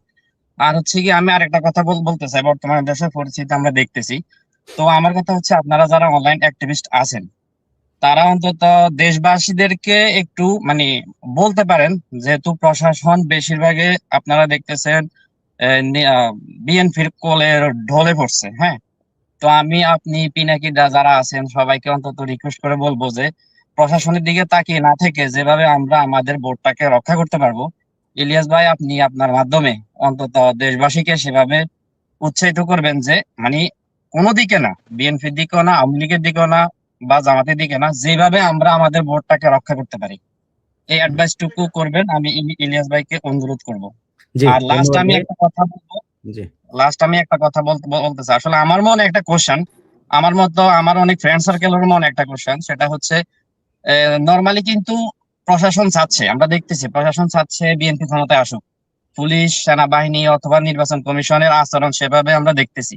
এখন আমার প্রশ্ন হচ্ছে, আমি জানি না যে, কারণ আপনাদের যারা নির্বাচন নিয়ে একটু ঘাটাঘাটি করেন, বুঝেন, তাদের কাছে আমার প্রশ্ন, যদি আমরা এলাকা ভিত্তিক ভাবে প্রত্যেকটা কেন্দ্র থেকে যদি আমরা ভোটগুলো গণনা করে নিজের কেন্দ্রটাকে ঠিক করে ভোট গণনা করে নিতে পারি, তাহলে কি প্রশাসন ইচ্ছে করলে এখানে কারচুপি করা সম্ভব কিনা? না, সম্ভব না। এটুকু। আপনারা সচেতন থাকলে অবশ্যই সম্ভব না। তো এখানে আবার আমি আর বিষয় আছে, বেশি ধরেন কিছু আজকে গতকালকে একটা নির্দেশনা আমার এসেছে মনে যে হয় 400 প্রতিটা গজের কেন্দ্রে যখন ভেতরে ভোট কোনো গণাগণি হয় সবাইকে একটা রেজাল্ট দেওয়া হয়। 400 আর গজের আপনারা যদি ভেতরে ওই কোনো রেজাল্ট গুলা আসা যাবে না। ফেসবুকে পাবলিশ করে দেন, তাহলে তা কোনো নির্বাচনের সম্ভবই না এটা কারচুপি করার। কারচুপি কিভাবে হবে? যেমন আমার এলাকায় হচ্ছে যে এখন আওয়ামী লীগের টাকা দিয়া আমাদের যে স্বতন্ত্র প্রার্থী আসছে, তারা এখন এই আওয়ামী লীগের টাকা দিয়ে নির্বাচন করতেছে। ওইভাবে কারচুপি হবে, অন্যভাবে কোনো কারচুপি হবে না। এখন যদি আওয়ামী লীগে লোকেরা জামায়াত ইসলামকে ফাইন্যান্স করে, তাহলে ওইভাবে হয়তো বা কারচুপি হইতে পারে ভোট কেনার ব্যাপারে। আচ্ছা রাজু ভাই আছেন আমাদের সাথে। রাজু ভাই কি অবস্থা, কেমন নমস্কার। আছেন ভাই? আচ্ছা নমস্কার দাদা, ইলিয়াস ভাই। হ্যাঁ দাদা কেমন আছেন দাদা বলেন। নমস্কার, আমি আজ আগরতলা শহর ত্রিপুরা থেকে ইলিয়াস ওরে ভাই। বাবা, আপনি ত্রিপুরা থেকে যুক্ত হয়েছেন, জি বলেন। আচ্ছা, ধানের শীষ আমার না একটা দাঁড়িপাল্লা দাদা বলেন। আমার একটা প্রশ্ন, হ্যাঁ, দাদা আপনার দ্বারা। আপনি তো আরেক দেশের, এই জন্য আপনারা সরাসরি মার্কা জিজ্ঞেস করে, ধানের শীষ নাকি দাঁড়িপাল্লা বলেন। না, কোনো মতো ইলিয়াস ভাই, আমি সত্যি মানে কইতে পারি না, কিন্তু আমরা ফুল ফলো করতেছি ইলেকশনের প্রতি। ইলেকশনটা কি আদৌ কি সুস্থভাবে হইব? ইনশাল্লাহ।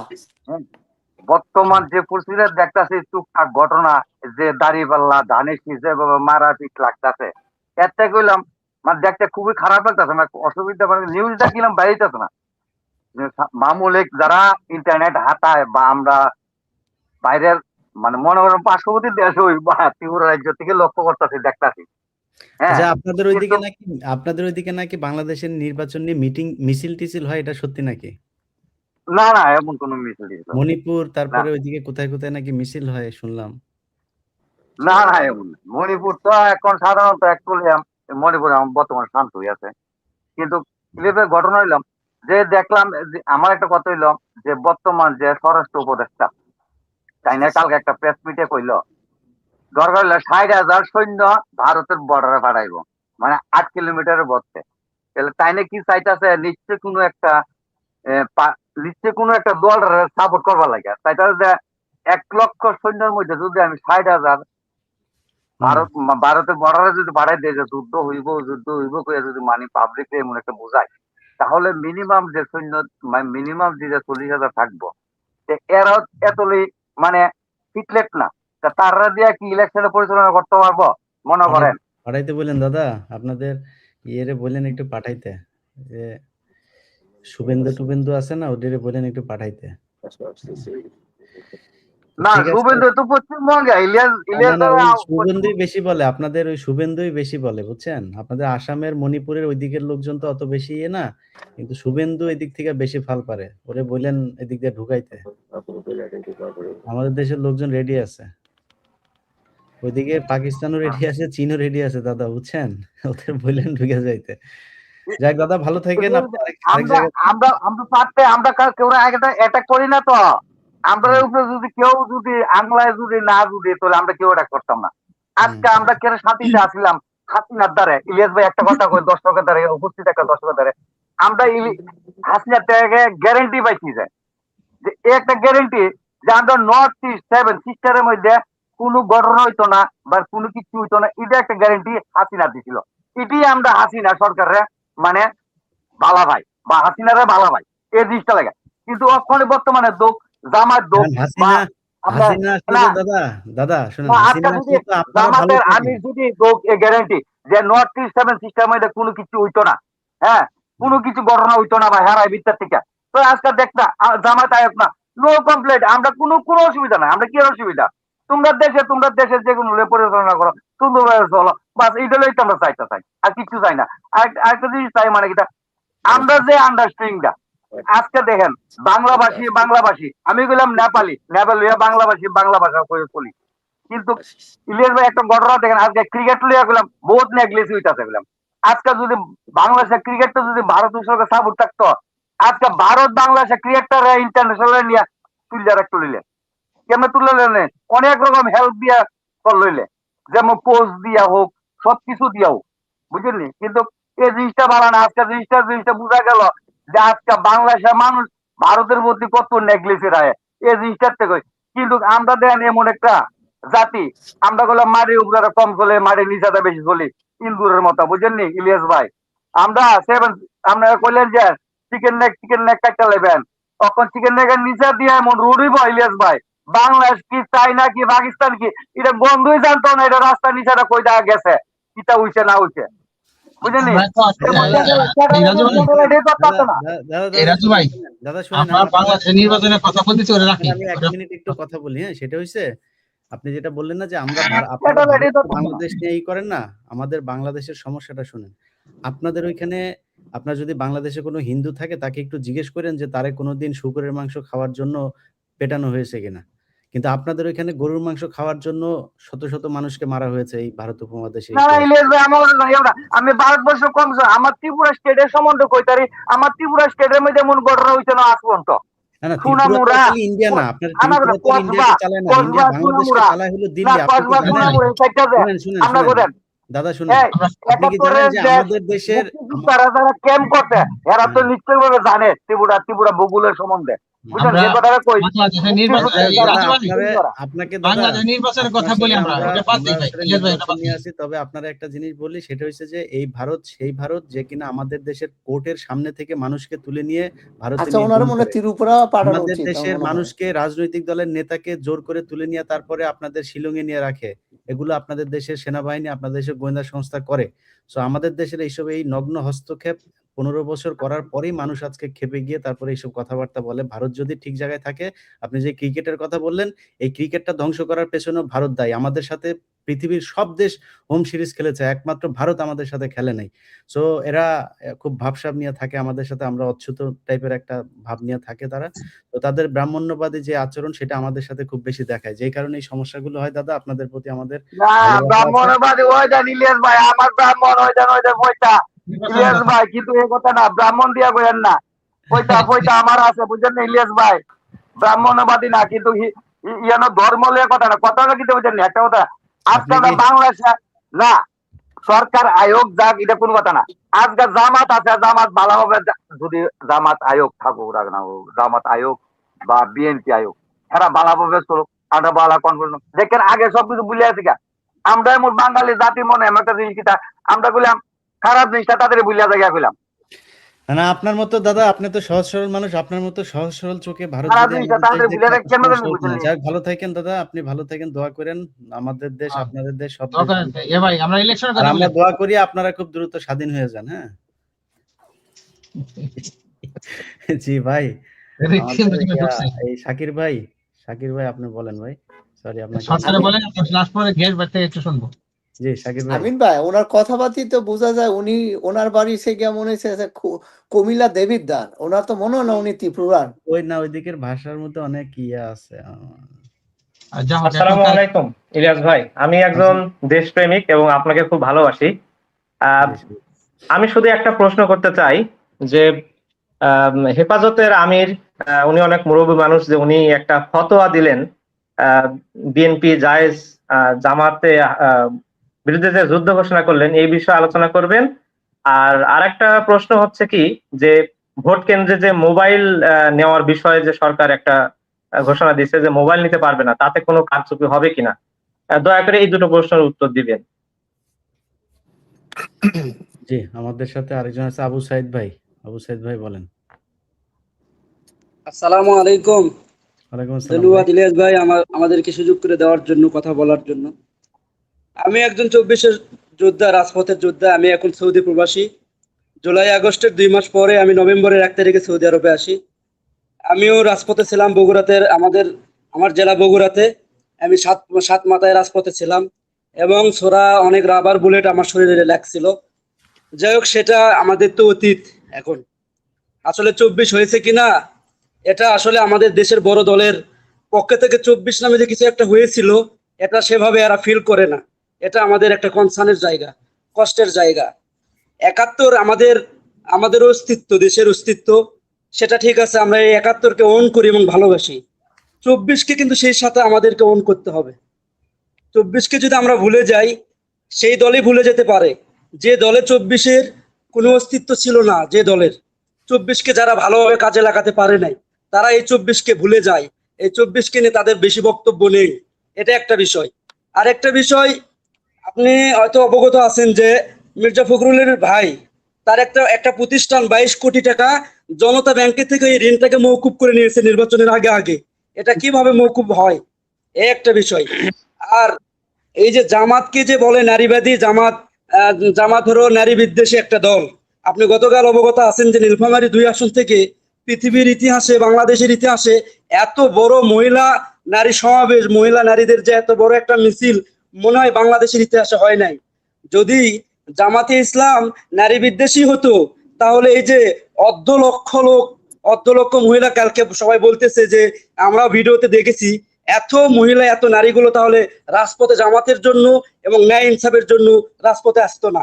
তো আমার কথা, আরেকটা ছোট্ট একটা বিষয়, তারেক রহমান দেশের জন্য প্রবাসী থেকে অনেক কিছুই করেছেন, সেটা আমরা অবগত আছি। তার বক্তব্য ছিল তখন গঠনমূলক এবং সৌন্দর্য, এবং তার বক্তব্যগুলো শুনে মনে হয়েছিল তিনি ভবিষ্যতে দেশের জন্য পঞ্চায়েত ভাই, আমরা দেশকে আমরা নেতৃত্ব দেওয়ার জন্য উপযোগী। আমরা আরেকজনের কাছে যাই। হ্যাঁ, আপনি বললেন 2-3টা হয়ে গেছে তো। সো নুরুজ্জামান ভাই, আপনি বলেন। আসসালামু আলাইকুম ভাই এবং সকল দর্শক এবং যারা ছিল বক্তব্য ছিল সবাইকে ধন্যবাদ। আসলে 24 পরবর্তী সময়ে আমরা দেখতে পাচ্ছি যে বিএনপি অনেকটাই জুলাইকে ওন করতে পারে নাই, যার ফলশ্রুতি আমরা ইনশাল্লাহ 12 তারিখ দেখতে পাবো। এবং এই যে ভাই সত্য কথা বলি, আমার পরিবার কট্টর আওয়ামী লীগ। 4 তারিখ আমার বাড়ি বাইন্ধে রাখছি, মানে আঞ্চলিক বলি, মানে বাড়ি কি বলে এটা, মানে একদম আম্মা বলতেছে দরজা চরজা লাগাইছে যে যাওয়া যাবে না, এই সেই তো আওয়ামী লীগ করে। আমি বলছি যে দেখো আমার এখানে আর সময় নাই, দেশের এই অবস্থাতে ঘরে থাকার সময় নাই, এখন যাইতে হবে। এখন যখন 12 তারিখ নির্বাচন, এখন আবার ধরেন 11 দলীয় জোট যে সমর্থিত ওনাদের ইস্তেহার বা আপনাদের অ্যাক্টিভিজম, পিনাকি দাদার অ্যাক্টিভিজম সব দেখার পরে আমরা একটা বুঝতে পারছি যে দেশটা কোন দিকে যাওয়া উচিত। ঠিক আছে, এখন এই যে বাস্তব কথা, গতকাল আমি বিএনপি করি না, কিন্তু আমার বিএনপি পোস্টে দিয়ে রাখছে, কিন্তু আমি তো ভোট দিব জামাতে, আমি সিল হ্যাঁ ভোটে দিব। গণভোটের কথা বললো বিভিন্ন জায়গা থেকে বাধা আসে, স্থানীয় নীতিবৃন্দ যারা আছে বিএনপি তাদের কাছে গিয়া। এখন কথা হচ্ছিল 12 তারিখে প্রমাণ হবে আসলে কারা দেশের পক্ষে আর কারা মানে 71 বিক্রি করতেছে বা 24কে ধারণ করতেছে না। ঠিক আছে, আমরা চাই দেশটা সুন্দর হোক এবং দেশটা যেন আবার এই ফ্যাসিবাদের আওতায় না আসে, এবং মানে দেশের যেমন আপনাদের মতো ব্যক্তিরা দেশে আসতে পারতেছেন, এটা আমাদের জন্য লজ্জার। আমরা চাই আপনারা দেশে আসেন এবং দেশের জন্য কাজ করেন। অনেক ব্যক্তিবর্গ আসছে, ঠিক আছে, এবং আমরা এই যে এখনো ছাত্র, আমি কিন্তু আপনার রাষ্ট্রপতি president Abdul Hamid medical college student, ওইখান থেকে আন্দোলন করছি। ঠিক আছে, ওইখান থেকে হোস্টেলে আমাদেরকে মানে জায়গা দেনে, তারপরে অনেক নানান ধরনের নির্যাতন সহ্য করতে হয়েছে, বুলেট খাইলাম। এখন আমরা চাই যদি বিএনপি ক্ষমতায় আসে, বিএনপি তো ক্ষমতায় আসবে, ঠিক আছে, আমরা চাই ক্ষমতায় আসুক, কিন্তু ওনারা আসার 1.5 বছর আগে যেগুলো শুরু করছে, এখন আসার পরে যা হবে তা আল্লাহ পাক ভালো জানে। আমরা চাই এমন একটা সরকার আসুক। নুরুজ্জামান ভাই, আপনি ভোট দিবেন দাঁড়িপাল্লায়, তো বিএনপি ক্ষমতায় আসবে কেন? সেটাই তো, আমরা চাই বিএনপি ক্ষমতায় আসুক, কিন্তু যে পরিস্থিতি মানে ভিতরে সব গুপ্ত, বিএনপির আপনার এই যে অফিসে বসে থাকে, আপনি দাঁড়িপাল্লায় ভোট দিলে না না, আমি জীবন ভোট দেবো না, কিন্তু আমার এখন আমার কথা হচ্ছে সেটাই তো, মানে সবাই বলতেছে দানিশ আসবে, কিন্তু আমরা ভিতরে খবরটা জানি।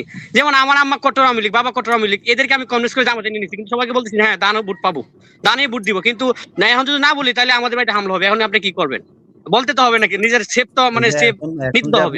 লাইভে বলে দিলেন, লাইভে যে বলে দিলেন, এখন সমস্যা হবে না? এখন যা হওয়ার আল্লাহ তাআলা মানে হবে আর কি, এখন কিছু করার নাই। কি করবে এখন? আর কিছু করার নাই, যা হওয়ার আল্লাহ হবে, কিন্তু 12 তারিখে দেখা যাবে যা হবার আল্লাহই করবে। আপনি টেনশন করেন না, আপনার দল ক্ষমতায়। তাহলে গুপ্ত আওয়ামী লীগ, গুপ্ত জামাত নাকি? আপনার দল ক্ষমতায় আসতেছে। এখানে শুনেন, আপনারা গুপ্ত ছিলেন এতদিন, আওয়ামী লীগে গুপ্ত ছিলেন, এখন গুপ্ত হয়ে জামাতে ঢুকতেছেন, এই তো।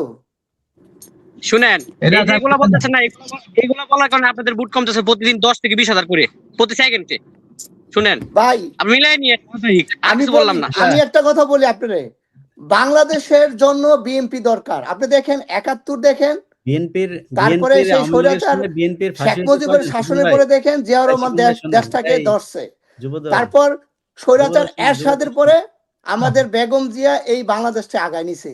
আর আমি মনে করি বর্তমান যে প্রেক্ষাপট, এই প্রেক্ষাপটে বিএনপির কোনো বিকল্প নাই, এই বিএনপি পারবে এই দেশটাকে আগায় নিতে। শুনেন, এটা এক্সপেরিয়েন্স। এখন ইলিয়াস ভাই, আপনি বলতেছেন যে এই জুলাই, অবশ্যই জুলাই আন্দোলন একটা ফ্যাক্ট, বাট আমরা কিন্তু 71 বলে যাইতেছি। আমরা যে 75-এর যেই বীর নেতারা যে শাসন আমলকে কিল করছে তাদেরকে ভুলে গেছি, আর 90-এর গণ আন্দোলনে যারা আত্মত্যাগ দিছে তাদেরকে ভুলে গেছি। তো আমি মনে করি এই 24ও ভুলে যাবে, বিকজ আমরা বাঙালিরাই আত্মবোলা জাতি। সো আমাদের উচিত এই 71 বলেন, 75-এর পরের বলেন, 90-এর পরে বলেন, এগুলোকে আমাদের ইতিহাসে সবগুলোকে বাধাই করে রাখতে হবে। বাধাই না করলে আমাদের ইতিহাসকে সংরক্ষণ করতে হবে। সংরক্ষণ না করলে আমরা সবকিছু একসময় ভুলে যাব। শেষেরটাই আপনারা বাদ দিয়ে দিয়েছেন, আপনারা নায়ের পক্ষে ভোট করেন কেন? হ্যাঁ বলতেছে তারা। কে হ্যাঁ বলছে? এখন আমার হেঁটে আসছে দেলার ভাই কি করে, কোন মার্কে ভোট দিবেন, হ্যাঁ না নাতে? দেলার ভাই কি হ্যাঁ না? দেলার ভাই হ্যাঁ না কি না? দেলার হোসাইন, আপনি একটু হ্যাঁ ভোট দিবেন আর না ভোট দিবেন? দেলার হোসাইন শুনতেছেন মনে হচ্ছে। আচ্ছা গিয়াস ভাই, গ্যাস ভাই, জি জি বলেন। আমাদের এই যে একজন গেস্ট নুরুজ্জামান ভাই, উনি যে ইলিয়াস ভাই অনেক কথা শোনা যাচ্ছে না, যে ক্ষোভটা I don't know জানাইলেন what's the যে problem. আপনার বিএনপি নায়ের পক্ষে ভোট দেওয়ার জন্য মানুষের উপরে জোর জুলুম করছে, কেন ভাই? আচ্ছা, আপনার অনেক অনেক প্রশ্ন এখানে এসে গেছে। প্রথম কথা হলো যে তারেক রহমানের কোনো ডুয়েল সিটিজেন নাই, ব্রিটিশ পাসপোর্ট নেই। কারণ তিনি যখন বাংলাদেশে ঢুকেছেন, তাহলে তো তার যদি ব্রিটিশ পাসপোর্ট থাকতো, ব্রিটিশ পাসপোর্ট দিয়ে ঢুকতেন। এগুলি মানে সঠিক নয়। দ্বিতীয় হলো যে বাংলাদেশে মনে করেন আম, আহ, আরো কিছু প্রশ্ন আসছে যে মনে করেন হাও ভবনের বা তারেক রহমানের বিরুদ্ধে বিএনপি যখন ক্ষমতায়, তখন টিভিতে শেখ হাসিনা বা টক শোর অনেকেই তারেক রহমানের বিরুদ্ধে যে অভিযোগ এনেছিল যে মালয়েশিয়াতে সেকেন্ড হোম করেছে, হাজার হাজার কোটি টাকা পাচার করেছে। কিন্তু 111 সরকার এবং আওয়ামী লীগ সরকার তারেক রহমানের বিরুদ্ধে এই ধরনের কোনো অভিযোগ আনতে পারে নাই। তাকে গ্রেনেড হামলার মামলা আর একটা ক্রেডিট কার্ড ইউজ করেছে আরেকজনের, সে একটা মামলা। আদারওয়াইজ কোনো মামলা, ভ্যালিড কোনো মামলাই তার বিরুদ্ধে আনতে পারেনি। আপনার শেখ হাসিনার বিরুদ্ধে মানুষে বলেছে যে বিপ কেস করে টাকা দিয়েছে। তো হাওয়া ভবনের বিরুদ্ধে যেহেতু প্রপাগান্ডা হয়েছিল যখন বিএনপি ক্ষমতায়, টিভিতে টক শোতে যেভাবে বলা হয়েছিল যে একটা একটা বাসের মালিক কয়েটা নাকি তারেক রহমান, একটা বিল্ডিং উঠলে বলে এটা তারেক রহমান, এই যে প্রপাগান্ডা গুলি চালানো হয়েছিল তখন, তো এগুলি সব মিথ্যা প্রমাণিত হয়েছে। তারেক রহমান বিরুদ্ধে একটা অ্যাকাউন্ট পায় নাই, তার বিরুদ্ধে কোনো কে বলতে পারে না কোনো ব্যবসায়ী, বাংলাদেশের প্রত্যেকটা ব্যবসায়ীকে যে তারেক রহমানের সাথে সে ব্যবসা করেছে। অতএব সেটা আজকে প্রমাণিত।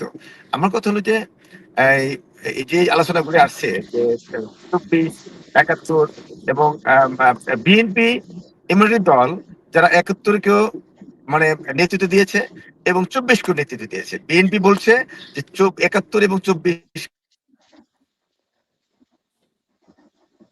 কে ধারণ করতে হবে,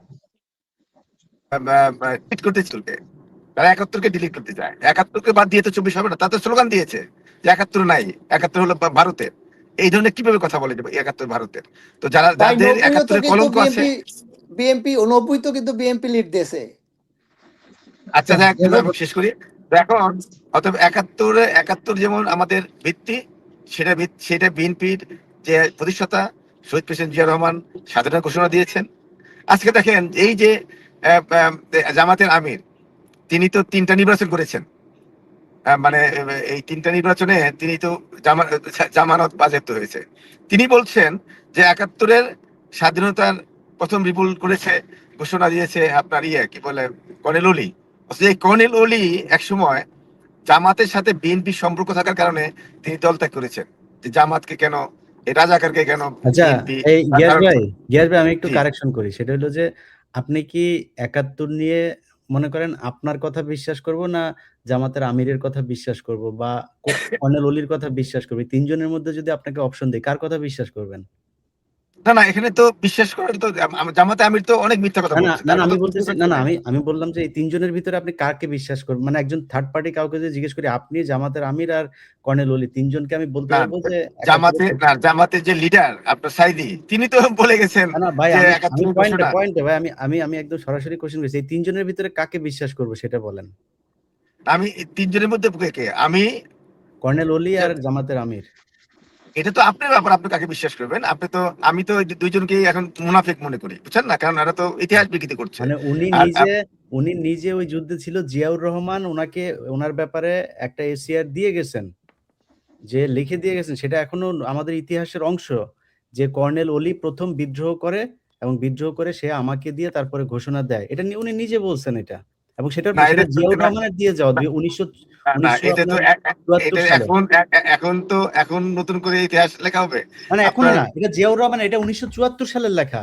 জিয়াউর রহমানের যে রেকর্ডটা 1974 বাংলাদেশের স্বাধীনতা দলিলপত্র, বাংলাদেশ স্বাধীনতা দলিলপত্রের 3য় খণ্ডে কর্নেল ওলি তো নিজেই বলছেন যে আমি নিজে সাক্ষী দেব, আমার সামনেই তিনি নিজ হাতে ড্রাফট লিখে, জিয়া রহমান সাহেব নিজ হাতে ড্রাফট লিখে স্বাধীনতা ঘোষণা দিয়েছেন। এটা তো আমাদের কর্নেল ওলি বলেছেন। না, না, আমি বললাম অতএব যে আপনার ড্রাফট লিখে কি লিখে ওইটা না, আমি বলতেছি এই যে স্বাধীনতার ঘোষণা দেওয়ার যে আইডিয়াটা যে আমরা বিদ্রোহ করবো, এই বিদ্রোহটা সবার আগে সে করে এবং এই জিয়াউর রহমান নিজেই সেটা লিখে দিয়ে গেছেন। এটা ইতিহাসের অংশ, এটা এখন না, নতুন কোনো জিয়াউর রহমান এইটা কখনো হয় নাই, এটা এটা এ ধরনের লেখা নাই, আমি আমার আপনার চোখে পড়ে আপনার নাই, নথি, এটা আপনার আমি নথি শুনি নাই কখনো। এবং 1994 এ যেই স্বাধীনতার দলিলপত্র খালেদা জিয়ার সময় তৈরি হয়েছে, সেই স্বাধীনতার দলিলপত্রে আপনি যান। এটা কর্নেল ওলি কখনো বলে নাই, কখনো ওলি সবসময় বলেছে যে আমি সাক্ষী, আমার সামনে না, তিনি কর্নেল নিজ অলি হাতে কি ড্রাফট বলছেন, লিখে আপনি তো কর্নেল অলিকে বিশ্বাস করেন স্বাধীনতার না। ঘোষণা কর্নেল অলি দিয়েছেন। ধরেন সরাসরি যুদ্ধের একজন একজন খেতাবপ্রাপ্ত একজন মুক্তিযোদ্ধা, তার কথা আপনি বিশ্বাস করেন না। আমরা তো বিএনপির না লোকজনের না কথা না, বিশ্বাস এই করবো না। কর্নেল ওলি কিন্তু এই জামাতে, আমি বলি দেখেন এরা কিভাবে দেশ চালাবে। তো এই কর্নেল ওলি বিএনপি থেকে বের হয়ে গেল যে জামাতের সাথে কেন সখ্যতা, হ্যাঁ তিনি বের হয়ে গেলেন। আবার সেই কর্নেল ওলি এখন জামাতের প্রিয় মানে স্বাধীনতা ঘোষক হয়ে গেলেন। মানে ভুল তো এই মানুষ যে ভুল তো এই যে মানুষ হয়, করতেই পারে। আপনারা হ্যাঁ জামাতের সাথে ঢুকে আবার জামাত থেকে বের হয়ে যান না? আপনারা একসময় জামাতকে বন্ধু মনে করে এখন আবার তাদেরকে রাজাকার বলতেছেন না? তো ভুল না তো না, হইতেই পারে। জামাতকে কিন্তু আমরা ছেড়ে দিচ্ছি না। জামাতই আপনার স্বপ্ন দেখছে ক্ষমতায় যাবে।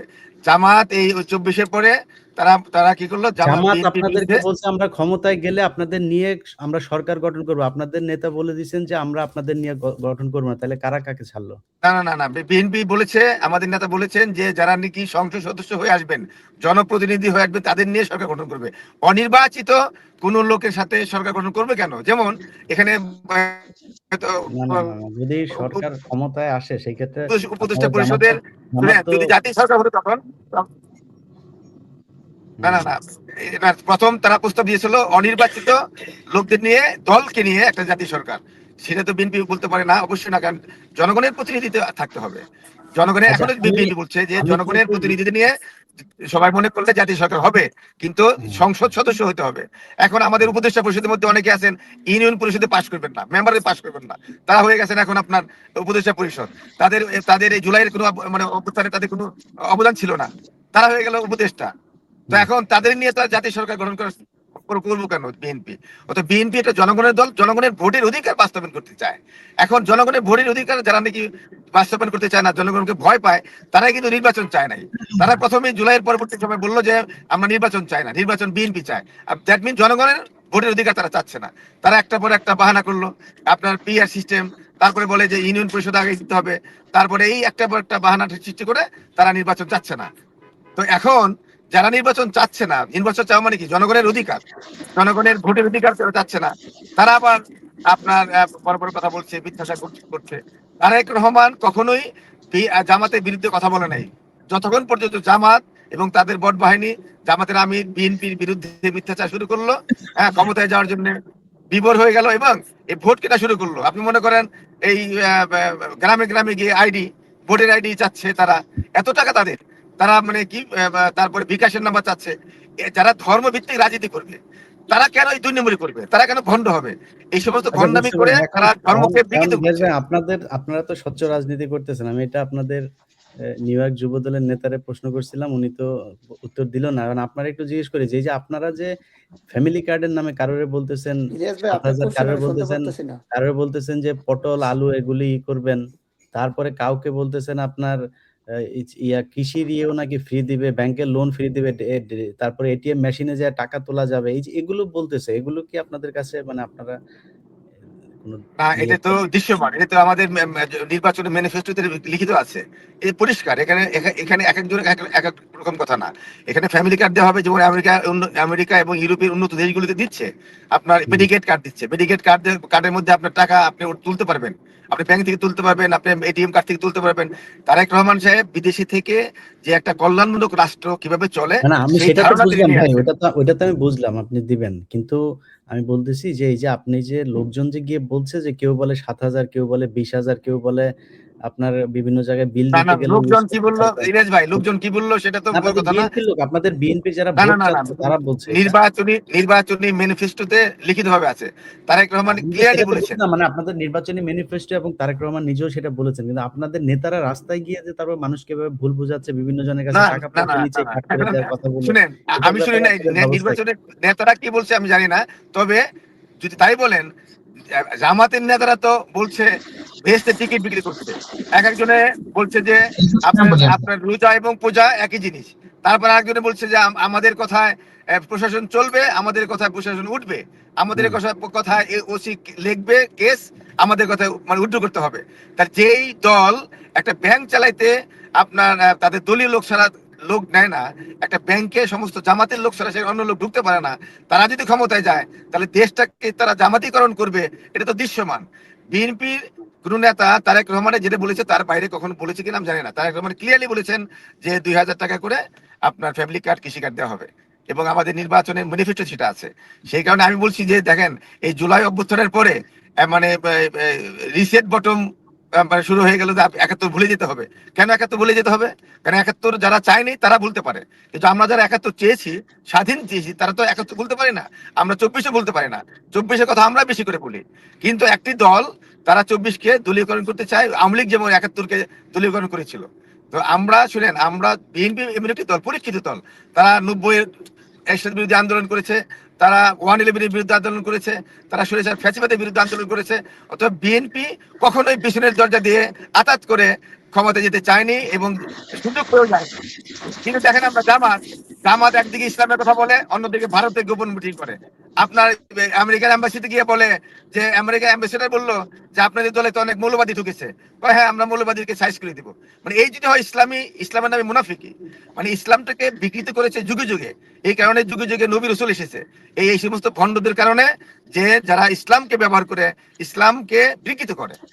আমরা বিএনপি কখনো মানে এই ধরনের ধর্মকে ইউজ করে না, দৃশ্যমান ইসলাম। বিএনপি বলেছে যে ইসলামিক মূল্যবোধ আমাদের হলো আদর্শ। বদরের যুদ্ধে যে আয়েশা রাদিয়াল্লাহু তাআলা আনহা যে নেতৃত্ব দিয়েছেন, এটা শুনছেন নাকি আপনি? শুনেন, আমি শুনেছি এটা একটা অনেক সময় দেখেন এত বক্তব্যের মধ্যে আয়েশা রাদিয়াল্লাহু আনহা বদরের যুদ্ধে নয়, তবে তিনি সিফিন কি বলে উষ্ঠের যুদ্ধে নেতৃত্ব দিয়েছেন। এটা তো বলেন না কেন? কোন যুদ্ধে উনি কখনোই নেতৃত্ব দেননি। উষ্ঠের যুদ্ধে আমি চ্যালেঞ্জ দিচ্ছি, আপনি বলেন উষ্ঠের যুদ্ধে তিনি নেতৃত্ব দেন। আমি আবার বলি তাহলে, আমি ক্লিয়ার বলি, আমাকে সুযোগ দেন, আমি ক্লিয়ার বলতেছি। আপনার নবী করিম সাল্লামের উফাতের পরে যে প্রথম গৃহযুদ্ধ হয়, মানে মাওলা আলীর বিরুদ্ধে যে যুদ্ধটা হয়, সেটা হলো উষ্ঠের যুদ্ধ। সেই উষ্ঠের যুদ্ধে আম্মাজান আয়েশা রাদিয়াল্লাহু আনহা এবং হযরত জুবায়ের এবং তালহা রাদিয়াল্লাহু আনহুর এদের নেতৃত্বে এবং মারওয়ানের নেতৃত্বে, যে কালপিট মারওয়ান আপনার সে যে পরবর্তীকালে ক্ষমতা দখল করেছিল, এদের নেতৃত্বে মাওলা আলীর বিরুদ্ধে বিদ্রোহ করে। এটা হলো আপনার বসরাতে, সেই যুদ্ধের নাম হলো উষ্ঠের যুদ্ধ। উষ্ঠের যুদ্ধ কেন?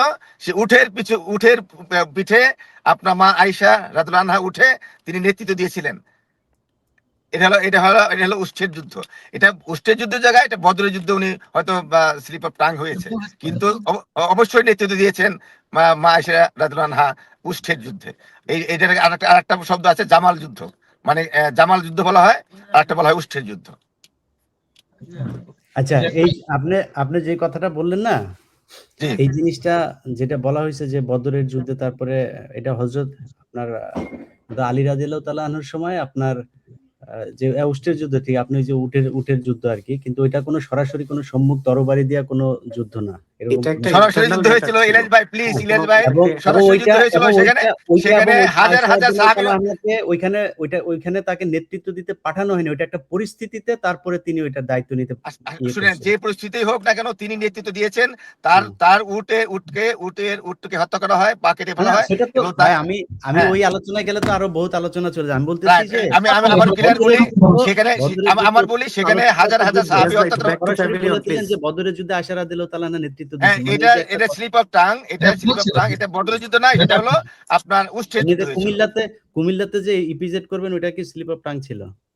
কেন ইপিজেড? শুনেন, আমি বলি অনেক ইপিজেড আছে এখন হলো আপনার ধ্বজভঙ্গ হয়ে আছে, কাজকর্ম চলছে না, সেগুলিকে আবার ইপিজেড করতে হবে।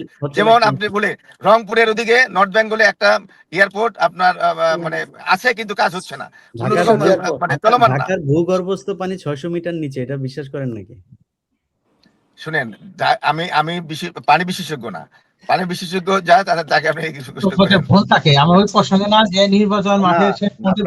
নির্বাচনের কথা বলি, নির্বাচন হলো যে বিএনপি সবসময় বিএনপির লোকজন ওনারা খালি বলতেছে যে আপনার জামাতের লোকজন এই ভুল করতেছে, ওই ভুল করতেছে, এইভাবেই করছে। ভাই, জামাতের লোক কোন বিএনপি নারীর শাড়ি টেনে খুলে ফেলছে? জামাত প্রথমে পেটে লাথি মারছে? আব্দুর রহমানের জামাত প্রথমেই স্লোগান দিল বিএনপির বিরুদ্ধে ভাই যে স্লোগান আপনার কে তারা দিছে, কি ক্ষমতা বলছে আপনার? এতে এই আলোচনা সমালোচনা তো ফেসবুকের মধ্যে বহুত হয়েছে। আপনার এই জামাতের আমির ওনার হ্যাক করে তারপরে ওনার এখানে নিয়ে তার ইন্টারন্যাশনালি একটা করার জন্য করা হলো। পরে সেখানে আবার একজনকে গ্রেপ্তার করা হলো। সেই ঘটনার সাথে জড়িত হইলো তারেক রহমানের তথ্য প্রযুক্তি বিষয়ক সম্পাদক জনাব ওয়াহিদুজ্জামান। তাকে ধরার জন্য ডিবি যখন অনুমতি চাইছে, সরকার অনুমতি দেয়নি। সে না, যদিও দেশে কিন্তু নেই, তার না বিরুদ্ধে মামলা করে তাকে জামাতের দেশে নিতে চাইছে। জামাতের যে বক্তব্যটা সেটা আমি একটু বলি।